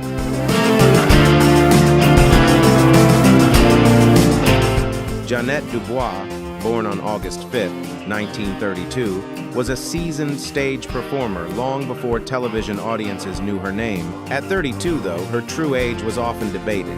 As she frequently claimed to be younger, she brought Willona Woods to life.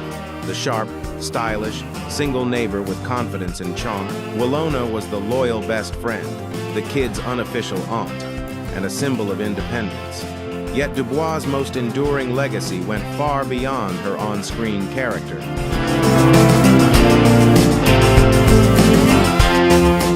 She was the creative force who wrote and performed the unforgettable theme song "Movin' On Up for the Jeffersons" 1975, a track that became a cultural anthem of pride and ambition for the African-American community.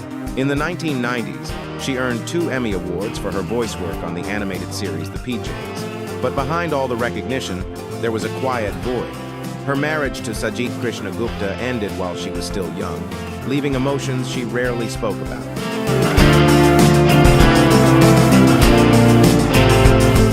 She later shared a meaningful relationship with actor Brock Peters. Heartbreak came when her son, Raj Kristogupta, died of cancer at just 36, plunging her into deep grief and depression. Her health began to decline, and she gradually stepped back from Hollywood. On the 17th of February 2020, Jeanette Dubois passed away peacefully in her sleep at her Glendale, California home at the age of 77, due to cardiac arrest. Her estimated net worth was around $2 million, a modest figure compared to the immense legacy of her work. But for Dubois, her art always mattered far more than money.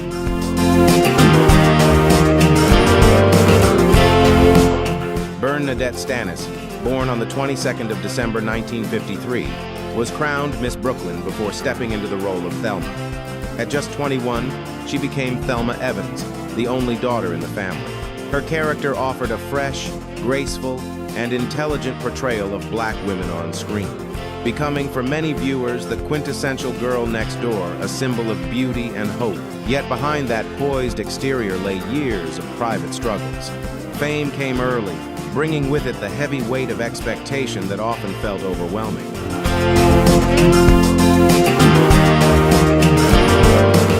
After Good Times came to an end, Stannis struggled to regain her footing in Hollywood. Small appearances on The Cosby Show and in commercials weren't enough to keep her in the public eye. She turned to writing, and her books, including Situations 101, Relationships, became bestsellers, tackling themes of love, self-esteem, and personal growth. Her romantic life, however, was rocky. 4 marriages ended in divorce, each strained by the pressures of fame and personal differences.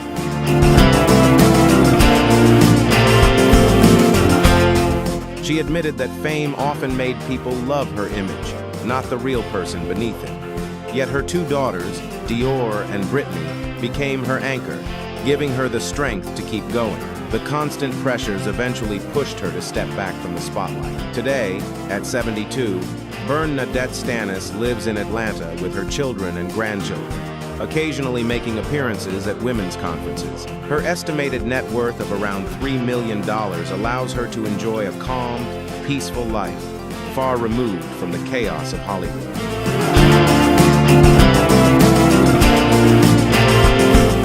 If her story and journey resonate with you, type 1 in the comments.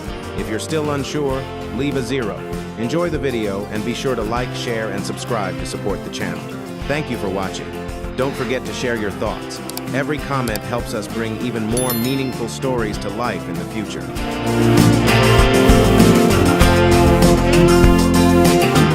Esther Rolle, born on the 8th of November 1920 in Pompano Beach, Florida, was no novice in acting. Before taking on the role of Florida Evans, she was a respected member of the Negro Ensemble Theater, known for her strong artistic vision. She joined Good Times after a supporting role on the series Maude, and at 54, she became the heart and soul of the show.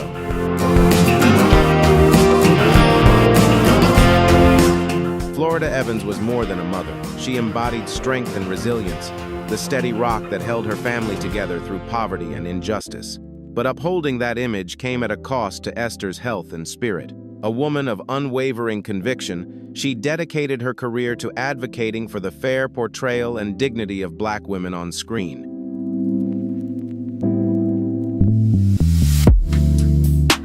When the writers began turning JJ into a cartoonish, over-the-top figure, straying from realism, Esther Rolle strongly objected. She believed it compromised the show's core message. This conflict led her to leave the series in 1977. She only returned for the final season under strict conditions. The scripts had to regain maturity, and her character needed a positive male influence, leading to the introduction of Moses Gunn's character, Carl Dixon.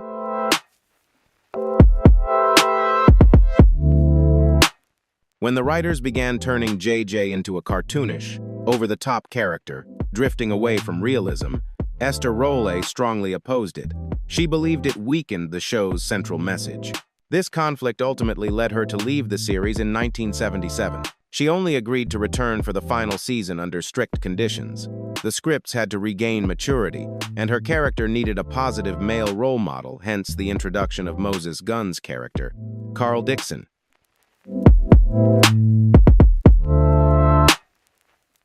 Her estimated net worth of $2 million could never account for the struggles she endured, nor reflect the burden of a woman who carried both art and dignity on her shoulders. No amount of success or wealth could equal the sacrifices and silent battles she fought to protect her integrity and honor, priceless values that money and fame could never capture.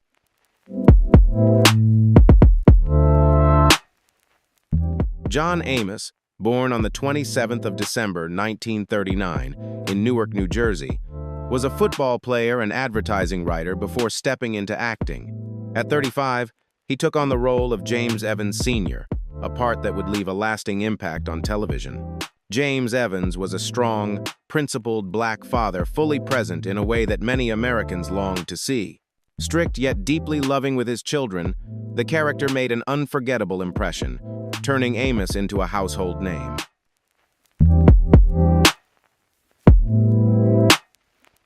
But it also marked the start of years filled with conflict. Like Esther Rolle, John Amos was a man of strong principles. he clashed repeatedly with the show's creative team, especially producer Norman Lear. Amos felt the portrayal of black families was being distorted, and that JJ's growing popularity was turning a story about survival into lowbrow comedy. The disagreements proved irreconcilable, and ultimately, Amos was fired from the show.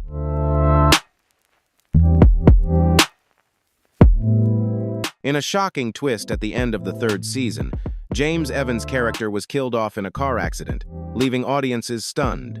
But as one chapter closed, another opened. John Amos channeled his energy into Roots 1977, and his portrayal of the adult Kunta Kinte propelled him to new heights, earning him an Emmy nomination and cementing his status as a cultural icon. Years later, his role as the commanding father in Coming to America 1988 once again won the hearts of viewers.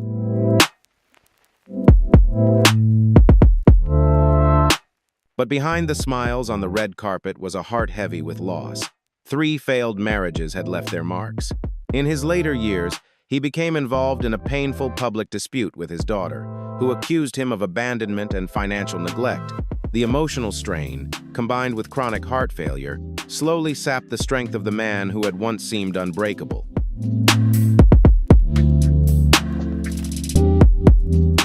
On the 21st of August 2024, John Amos passed away in California at the age of 84. His net worth, estimated at around $3 million, could never replace what was lost.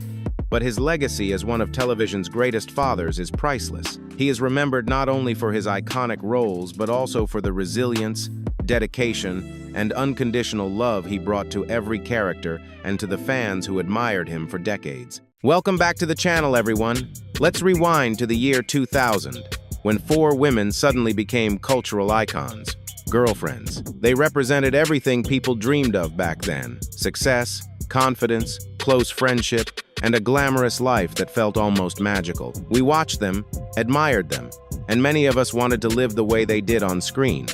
But that was 25 years ago, and the truth behind the scenes was very different. The Hollywood fairy tale began to fall apart once the cameras stopped rolling, revealing a reality that was far less perfect than it appeared. Today, we're uncovering what really happened, including how one star's life collapsed so dramatically that she eventually had to sleep in a garage just to get by. A legend once battled thoughts of suicide at the height of their fame. Another took a career gamble that pushed them into permanent obscurity. This isn't a simple "where are they now?" Recap: this is the story of how they fought to survive when everything around them began to collapse. The truth behind these 25 years of turmoil is harsher and more shocking than anything ever written in a script. So the real question is, are you truly ready to hear it? Comment the name of the actor you're most curious about. Hit like if the show ever meant something to you. And most importantly, make sure to subscribe to the channel, because we're about to pull back the darkest curtain right now. The queen of the group, proud, beautiful, ambitious, and unapologetically materialistic. Toni craves love, yet she often seems to search for it in all the wrong places, making her a character audiences both love and love to hate. Jill Marie Jones, born on the 4th of January 1975, was the youngest member of the main cast, and this role quickly catapulted her to become one of the most sought-after faces on television. At the time, her future looked incredibly bright, full of opportunity and promise.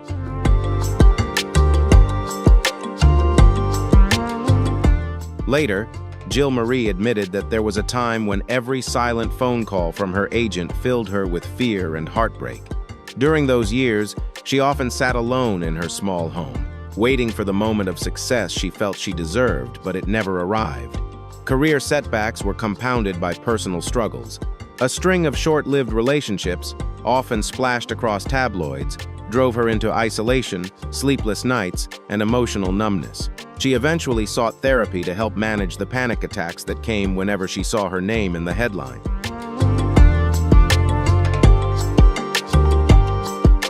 But then, one decision changed everything. At the peak of Girlfriends, after the 6th season, Jill Marie Jones shocked fans by announcing she was leaving the show. Why abandon a golden opportunity? Jill believed she was ready to reach new heights. She wanted to star in movies, become an even bigger name, and she bet on herself. But the gamble didn't pay off. Hollywood didn't welcome her back as warmly as she had imagined, and rumors began to circulate about conflicts with her co-stars, complicating her return even further.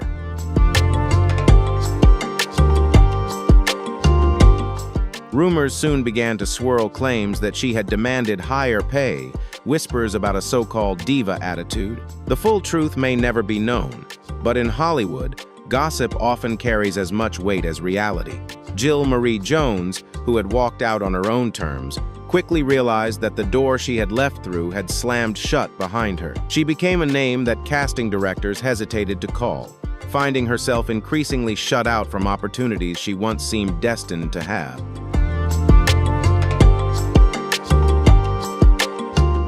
Jill attempted a comeback, appearing in shows like Ash vs. Evil Dead and Delilah, but the shadow of her past and of Tony Childs continued to follow her. Today, at 50, Jill Marie Jones leads a quieter life, focusing on producing independent film projects.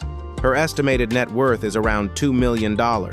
Reflecting on her journey, Jill once shared that success no longer means fame or recognition. It means learning to forgive, forgiving Hollywood, and most importantly, forgiving herself.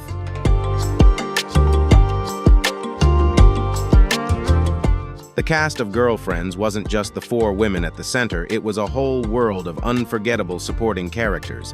Among them, Mama Veretta Childs stood out, Tony's loud, strong, yet deeply caring mother. And the woman who brought her to life was nothing short of a legend, Jennifer Lewis. Born on the 25th of January 1957, Jennifer was far more than just Tony's mom. She became known as the mother of Black Hollywood, delivering performances full of energy, humor, and heart that left a lasting mark on the show and its audience.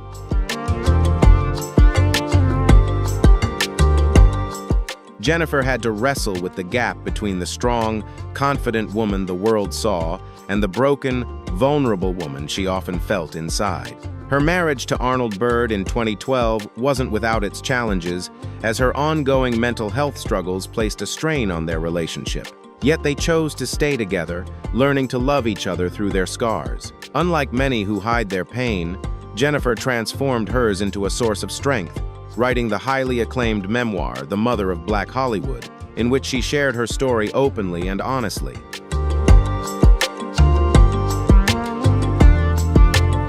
While Jennifer Lewis portrayed a strong, commanding mother on screen, in real life she was battling a much darker struggle. Diagnosed with bipolar disorder in the 1,990 seconds, she faced immense challenges throughout her career, from her years on Girlfriends to her work on Blackish and voicing characters in Cars.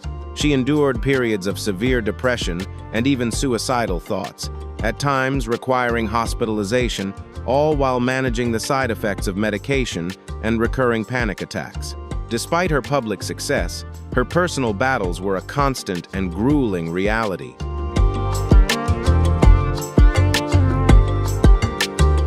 As if her internal battles weren't enough, fate tested Jennifer Lewis once more. In 2022, while traveling in Africa, she suffered a terrifying accident, falling from a 10-foot balcony into a dry ravine, which required a grueling 9-hour surgery. Yet Jennifer Lewis proved herself unbreakable. Now, at 68, she has returned to the stage stronger than ever, standing tall with her real scars and a proud, radiant smile. Her net worth of $2 million may not be massive, but it stands as a powerful testament to the indomitable spirit of Hollywood's mother, a woman who has never and will never give up.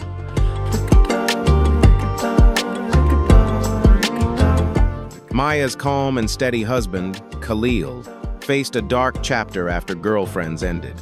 He suffered the devastating loss of a family member to gun violence, an event that shook him to his core. In response, he stepped away from the film industry and turned to the stage as a way to heal, transforming his grief into art through his powerful work Lambs to Slaughter. Today, at 61, Khalil lives a quieter life in New York, teaching, acting.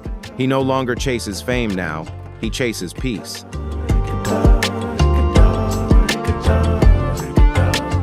The calm, steady presence who appeared in the later seasons, Richard faced the familiar challenges of a supporting actor, limited chances at leading roles, and constant competition. Yet he found his home with the role of Lieutenant Wade Gray on the series The Rookie, a steady part he's held since 2018. It was a hard-earned victory for a dedicated actor. Though he isn't always in the spotlight, Richard has shown that persistence and passion can create lasting opportunities not only for building a career, but also for cultivating a personal life filled with satisfaction and peace.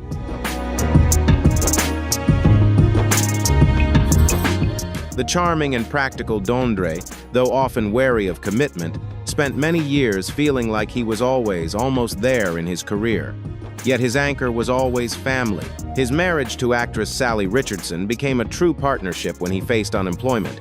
She stepped up, and when she pursued directing, he stepped back to focus on being a father. Later, the role of Remy in Queen Sugar marked a triumphant return, a well-deserved recognition of his persistence and dedication to both his craft and his family.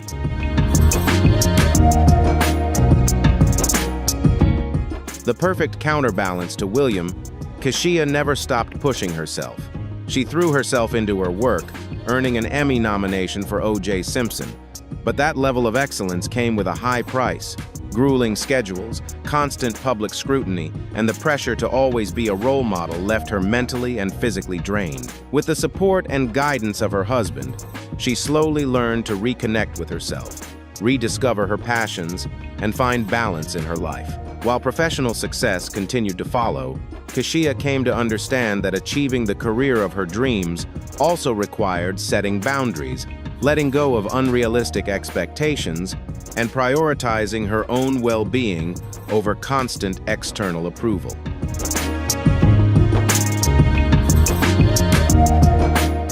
The witty hairstylist, once a fan favorite on Girlfriends, seemed to be forgotten by Hollywood after the show ended. To make a living, he turned to voice acting and small-scale production work, keeping his passion alive in whatever ways he could. It wasn't until 2021 that he truly made a comeback with The Ms. and Mrs., rediscovering the joy of being himself on screen. This return was more than just a career opportunity. It was proof that authenticity and passion are never truly forgotten, no matter the ups and downs. He found genuine joy in his work again, showing that what truly matters in life will always come back when you're ready to embrace it fully.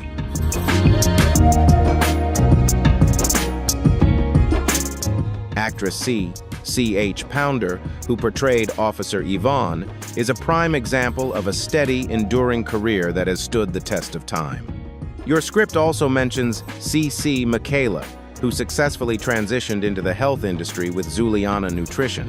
Whether it's her story or someone else's, it serves as a powerful reminder that when one door in acting closes, another can open, offering a new sense of purpose and fulfillment. C.H. Pounder has demonstrated that career transitions aren't the end of the journey. They're an opportunity to explore fresh passions, create lasting value, and continue growing, both professionally and personally, proving that reinvention can be one of the most rewarding paths in life.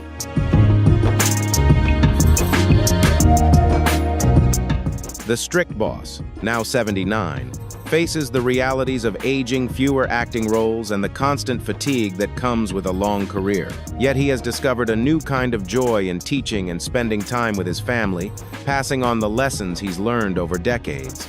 Although his career is no longer as glamorous or high-profile as it once was, he understands that the simple, meaningful moments with loved ones and the opportunity to guide the next generation are the true rewards of life, offering fulfillment that fame and recognition alone could never provide.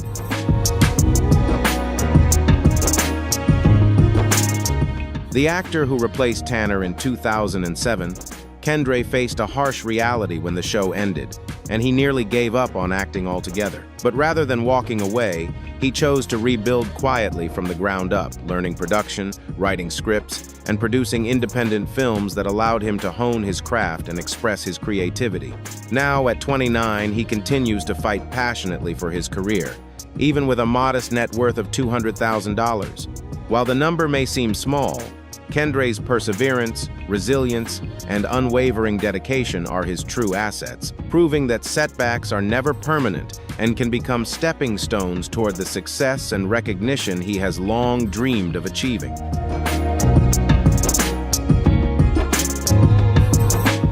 The bright spotlight has long hidden too much pain. But 25 years later, the truth is finally coming to light. This isn't just the story of a television show, it's a story of resilience, of the individuals who fought to survive once the curtain fell. Their journeys remind us that the hardest battles are often the ones fought behind the camera, away from public view. Which story touched or surprised you the most? Share your thoughts in the comments below. And don't forget to subscribe to join us as we uncover even more untold stories behind Hollywood's dazzling spotlight. Thank you for watching and being part of this journey. Do you think Meghan Markle's long-anticipated return to Hollywood has officially begun? A lot of people are starting to think so, but if you're already convinced, take a moment, don't celebrate too early. Before you go popping any champagne bottles, you might want to pause and really look at what's happening. Because this time, her so-called comeback isn't quiet, low-key, or tucked away behind the scenes. It's the complete opposite. It's loud, very public, and impossible for anyone to overlook. This isn't the kind of subtle re-entry where a celebrity casually shows up at a glamorous event and hopes people notice. It's a full-on, unmistakable move that practically demands attention. And now, it's no longer just about Meghan, because the real twist this time comes from Adele, the powerhouse voice and unstoppable energy from the UK. What really grabs attention is how their two very different worlds suddenly crossed, in a way no one expected. So let's take a closer look at what happened when their stories collided in such a memorable moment. Before we dive in, drop a 1 in the comments if you relate to Meghan Markle, or a 0 if you see things differently. And don't forget to like and subscribe so you don't miss what's coming next, where we'll uncover even more behind this story. And she delivered it so quietly that everyone at Kris Jenner's birthday party could practically feel the temperature drop. It wasn't a gentle fade, it was the kind of sudden chill that sweeps through a room and makes every glittering surface freeze for a split second, as if something unseen had just drifted right through the center of Hollywood's most powerful crowd. Nobody said a thing, yet the shift was impossible to miss. A silent ripple everyone picked up on. Just picture it. A $165 million Beverly Hills mansion shining like a diamond, glowing under layers of soft light, so luxurious you could almost hear wealth humming from every perfectly polished surface.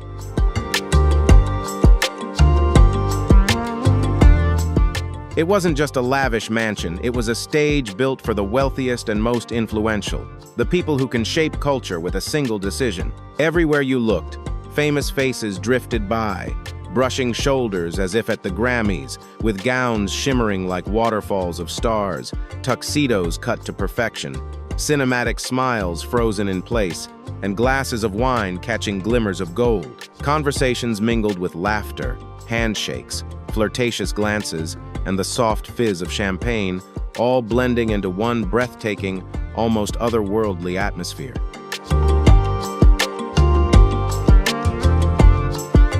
This was a room where every step was noticed. Every breath seemed to carry a trace of Hollywood glamour, a space where light, music, and status merged into an energy that only the truly in crowd could ever fully understand. Every glance, every movement, every soft murmur of conversation seemed magnified, feeding off the presence of the powerful and famous gathered there. And in that electric atmosphere, the arrival of just one person could shift the entire dynamic of the room. Then, right in the middle of that glittering chaos, Meghan Markle walked in, breaking the rhythm like an unexpected spotlight, drawing eyes and attention without a word, changing the mood in an instant.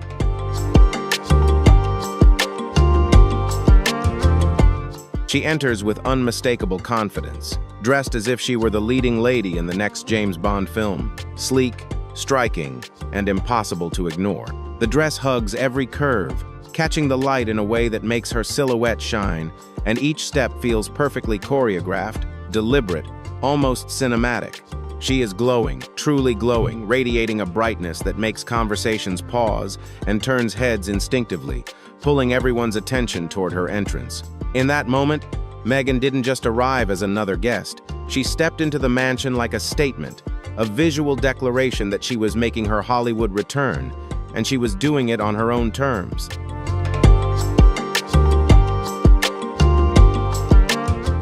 She is glowing, utterly radiant, completely convinced that this is the night Hollywood finally whispers, "Welcome, darling.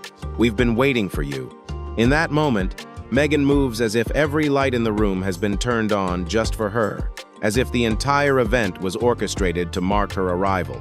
Each step carries a quiet, polished confidence, a subtle pride, the sense that she is walking into what could be a defining chapter of her life, the very moment when Hollywood finally opens its doors and recognizes her as someone destined to stand among its most powerful figures.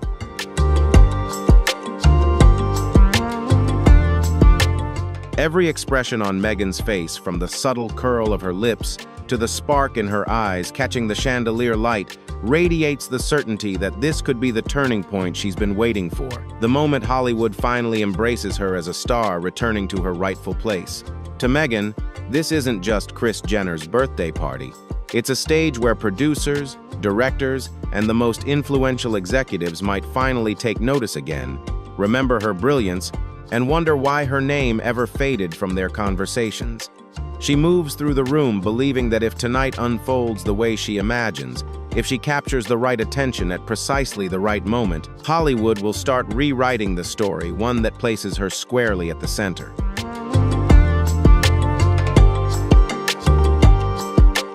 But Hollywood had other plans. Across the glittering room, Adele sat among the A-list crowd, casually sipping her drink, radiating confidence, and not even glancing at Megan. She didn't need to act cold. Her effortless indifference spoke louder than any calculated snub. While Megan imagined the room shifting around her grand entrance, Adele, someone who naturally commands attention without trying, made it clear where the focus truly lay, simply by not acknowledging her. It was a quiet, powerful reminder that in Hollywood, the room doesn't always bend to your expectations.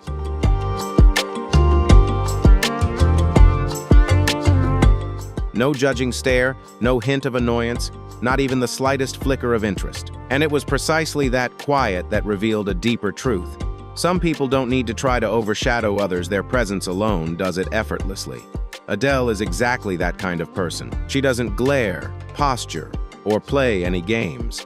Her calm, effortless confidence and quiet indifference make a statement all on their own. In that glamorous, buzzing room filled with designer gowns, sparkling chandeliers, and conversations dripping with Hollywood polish, Adele's stillness cut through everything, sharp and unmistakable, like a cool breeze slicing through the warmth, leaving everyone aware of her without her saying a single word.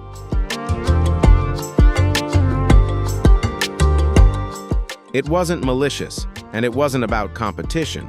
It was simply the way Adele naturally interacts with the world, and in doing so, it unintentionally made Megan feel out of place in the very moment she had hoped to shine. While Megan pinned her expectations on tonight being a turning point, believing that her career might shift simply by showing up at the right moment, Adele, the undisputed queen of the party, didn't give her even a passing glance. That stark contrast between Megan's high hopes and Adele's effortless indifference turned the entire atmosphere into a chilling reminder that not everyone sees Megan the way she sees herself.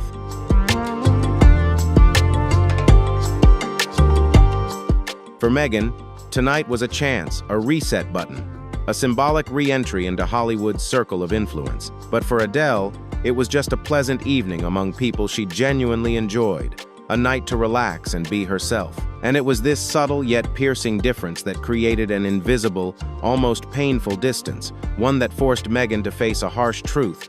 Sometimes, another person's silence speaks louder than a direct rejection. Without saying a word, it communicates that you are not part of this moment, no matter how much you wish you were.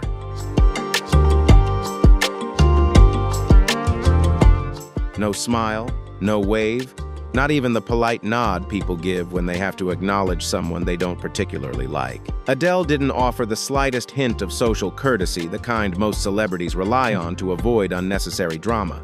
She didn't have to try.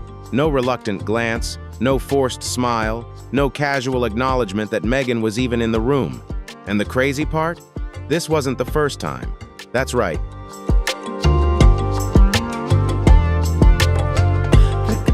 Adele is rumored to have brushed Megan off before, in a way subtle enough to seem like coincidence, but sharp enough for insiders to notice.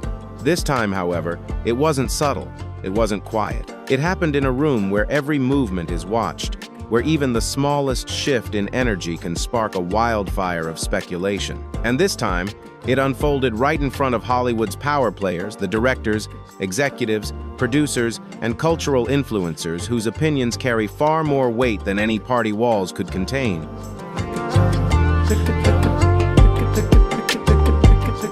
And almost immediately, the whispers began. No one spoke loudly, but eyes met and flicked, lips moved in quiet murmurs, and subtle gestures set off a chain reaction across the room. A smile disappeared, a glance tilted, an eyebrow raised, each small signal magnified in a space where every movement is noticed. People weren't just commenting on Adele ignoring Meghan. They were speculating on why it happened and what it might mean for her standing in Hollywood. In the industry's social ecosystem, that moment wasn't simple indifference. It was a sharp, unmistakable signal, an unspoken message spreading through the crowd. Some doors were closing, and they might not open for Meghan again.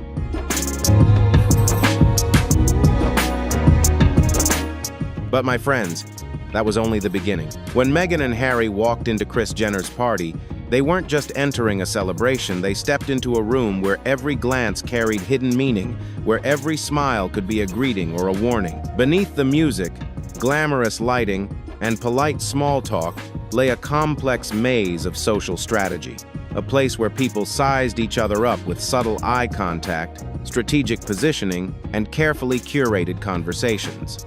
This wasn't an environment where the Sussexes could simply walk in and blend seamlessly. They had entered a stage where every move mattered.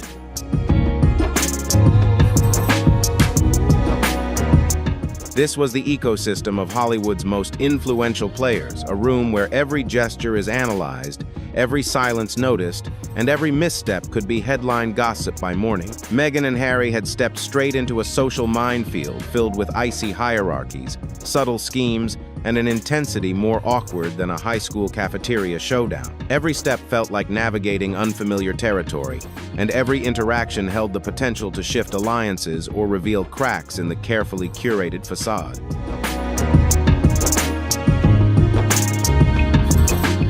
In this room, lingering too long near someone could be read as the start of a new alliance, while being ignored might be seen as a quiet declaration of rivalry. The air itself felt sharp, charged with unspoken expectations and uncomfortable truths. Meghan and Harry weren't just arriving at a party, they were stepping into a world where everyone else knew the rules, and they did not. And that's where our story truly begins, not with glitter and glamour, but with the cold, chilling silence of Hollywood politics at its most unforgiving.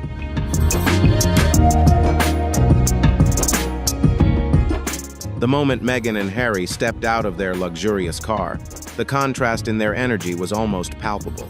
Meghan emerged with radiant confidence, glowing as if she had just hit the jackpot, moving with the poise of someone savoring a spotlight she had long dreamed of claiming. Her hair was flawlessly styled, her form-fitting dress highlighted every curve with deliberate elegance, and her smile was so dazzling it seemed to outshine the entire Beverly Hills skyline. Every detail combined to create an image of a vibrant, radiant Meghan, exuding the excitement of someone fully immersed in a moment she had been anticipating for years.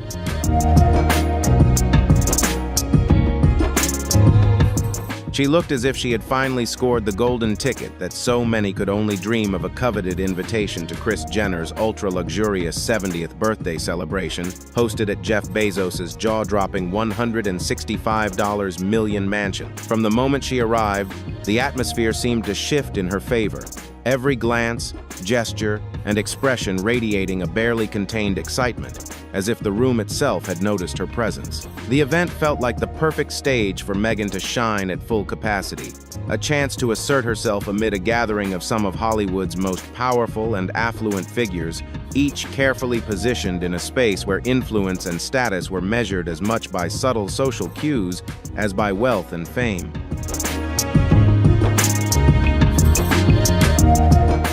For Meghan, this event felt like the ultimate proof that she had truly arrived. The flashing cameras, the elite guest list, and the extravagant atmosphere all served as a clear validation for the world she had worked tirelessly to enter. To her, this wasn't just another party, it was a defining moment, a stage on which she could shine and demonstrate to everyone that she belonged among the highest circles of luxury and influence. Every step she took radiated confidence. Every glance seemed perfectly measured, and every gesture suggested that this glamorous setting had been waiting for her arrival all along, a moment that confirmed her place in the world she had long sought to be part of.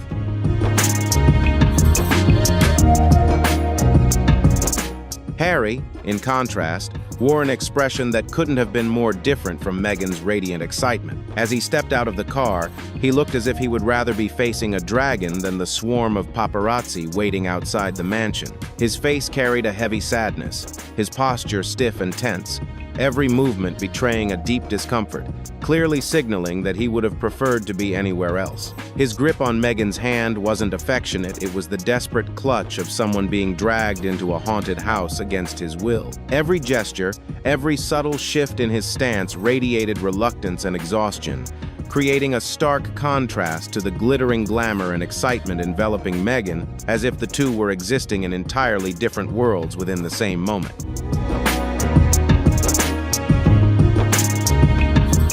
The moment Meghan and Harry stepped through those towering gates, the atmosphere seemed to shift instantly.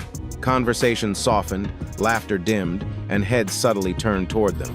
But the looks they received weren't the wide-eyed stares reserved for royalty. Instead, they were measured, socially attuned glances that silently said, "Ah, they've arrived." It wasn't awe, it was keen awareness, the kind that only comes from people who know exactly how the game of Hollywood social dynamics is played.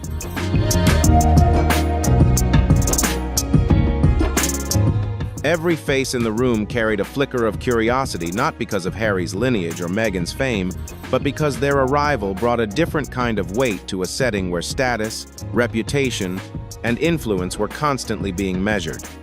To be clear, this wasn't a casual backyard birthday party with balloons and a barbecue. This was a high-level social convergence, a carefully curated environment where every guest was there for a reason. They were powerful, wealthy, iconic, or strategically important. Interactions in this space were rarely casual. Every conversation, every greeting, every subtle acknowledgement carried meaning and potential consequences.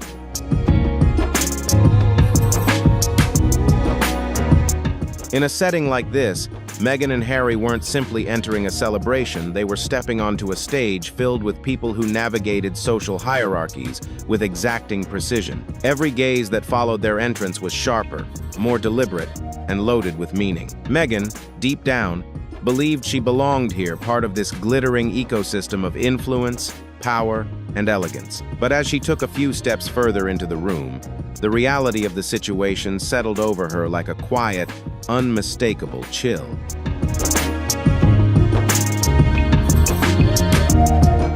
The vibe in the room wasn't warm or inviting, it was chilly, unmistakably chilly. It was the kind of cold that comes from social distance, from polite but disinterested looks, from the quiet realization that not everyone saw her as a real part of this exclusive circle. Even with her brightest smile locked in place, she could feel a soft but heavy silence surrounding her, a silence that drew an invisible line between the people who naturally belonged and the ones who hoped to. And then, of course, there were the two undeniable stars of the night, Mariah Carey and Martha Stewart. Meghan could feel that coldness from the quick glances and the quiet tension around her, but will she dare to step across that line? And hey, don't forget to like, share, and subscribe if you want more behind-the-scenes insights into moments like this. Steve Austin, one of the most iconic figures in wrestling, is known not only for his unforgettable wins and his intense stone-cold persona, but also for the emotional journey he faced while battling the toughest moments of his life. From the severe neck injury caused by a pile driver to the struggles with addiction that nearly derailed his career and the highly publicized personal controversies that affected his reputation, few would have believed Austin could rise above it all and rebuild his life from the ground up.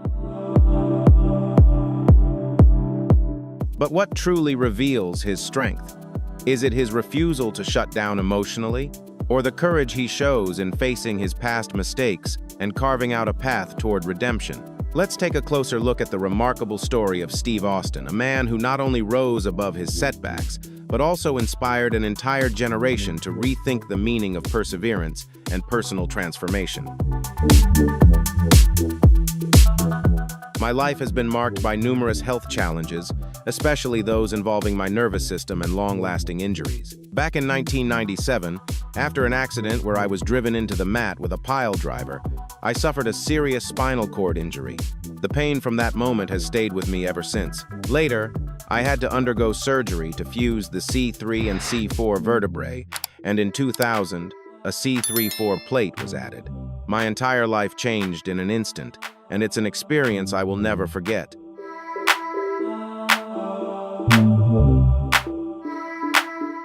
This is Steve Austin, Stone Cold, the man who helped reshape WWE, earned millions, and rose to legendary status in the wrestling world.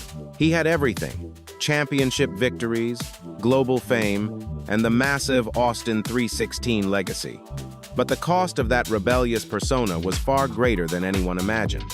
Severe injuries derailed his career, and the struggles he faced outside the ring were just as intense. Let's take a closer look at what really happened to the Rattlesnake, the rise, and the turning points that changed his life forever.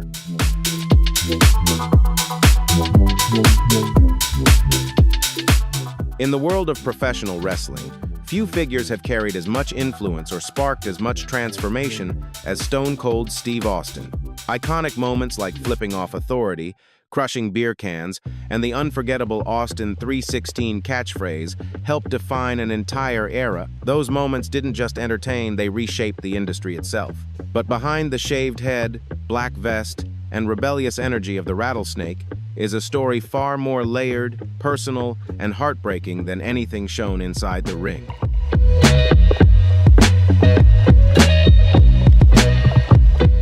The story of Stephen James Anderson, born on the 18th of December 1964 in Victoria, Texas, is that of a working-class kid who grew up admiring legends like Ric Flair and Dusty Rhodes. Football became the path he chased in hopes of reaching greatness, eventually earning him a scholarship to the University of North Texas.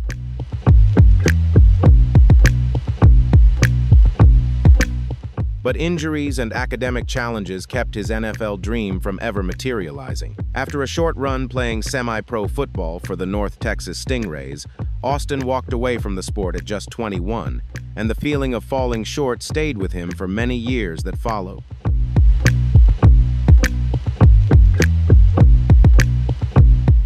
However, wrestling soon became a new direction for Austin.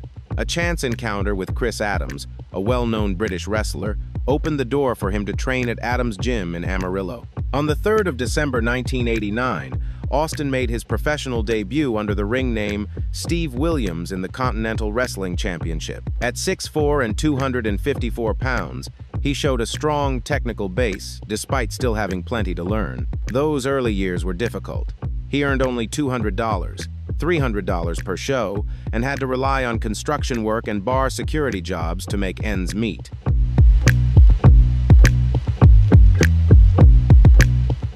Austin's rise truly began when he signed with World Championship Wrestling WCW in January 1991. There, he was given the name Steve Austin and introduced as a confident, blonde-haired up-and-comer, marking an important turning point in his career. In 1993, he partnered with Brian Pillman to create the Hollywood Blondes, a team that went on to win the WCW World Tag Team Championship. But internal issues within WCW and the company's focus on major stars like Hulk Hogan gradually pushed Austin out of the spotlight.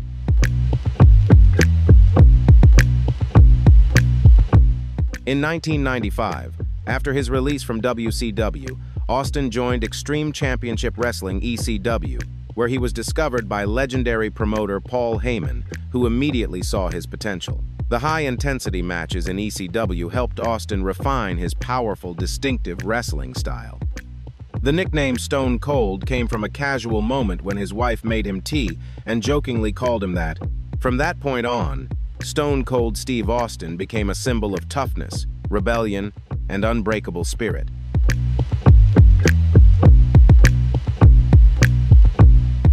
Austin signed with WWF at the end of 1000, 995, and quickly changed the face of professional wrestling. In 1996, after winning the King of the Ring, the phrase Austin 316 exploded in popularity, becoming a permanent part of WWE culture. His rivalry with Bret Hart at WrestleMania 13 created a legendary moment, as Austin refused to submit even while losing over a liter of blood. The image of Austin, battered but unbowed, became a lasting symbol of fearless heroism.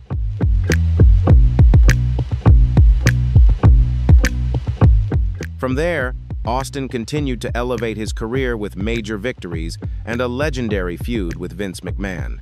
His triumphs were about more than just championships. They reflected his deep connection with the fans. But his journey wasn't without hardship.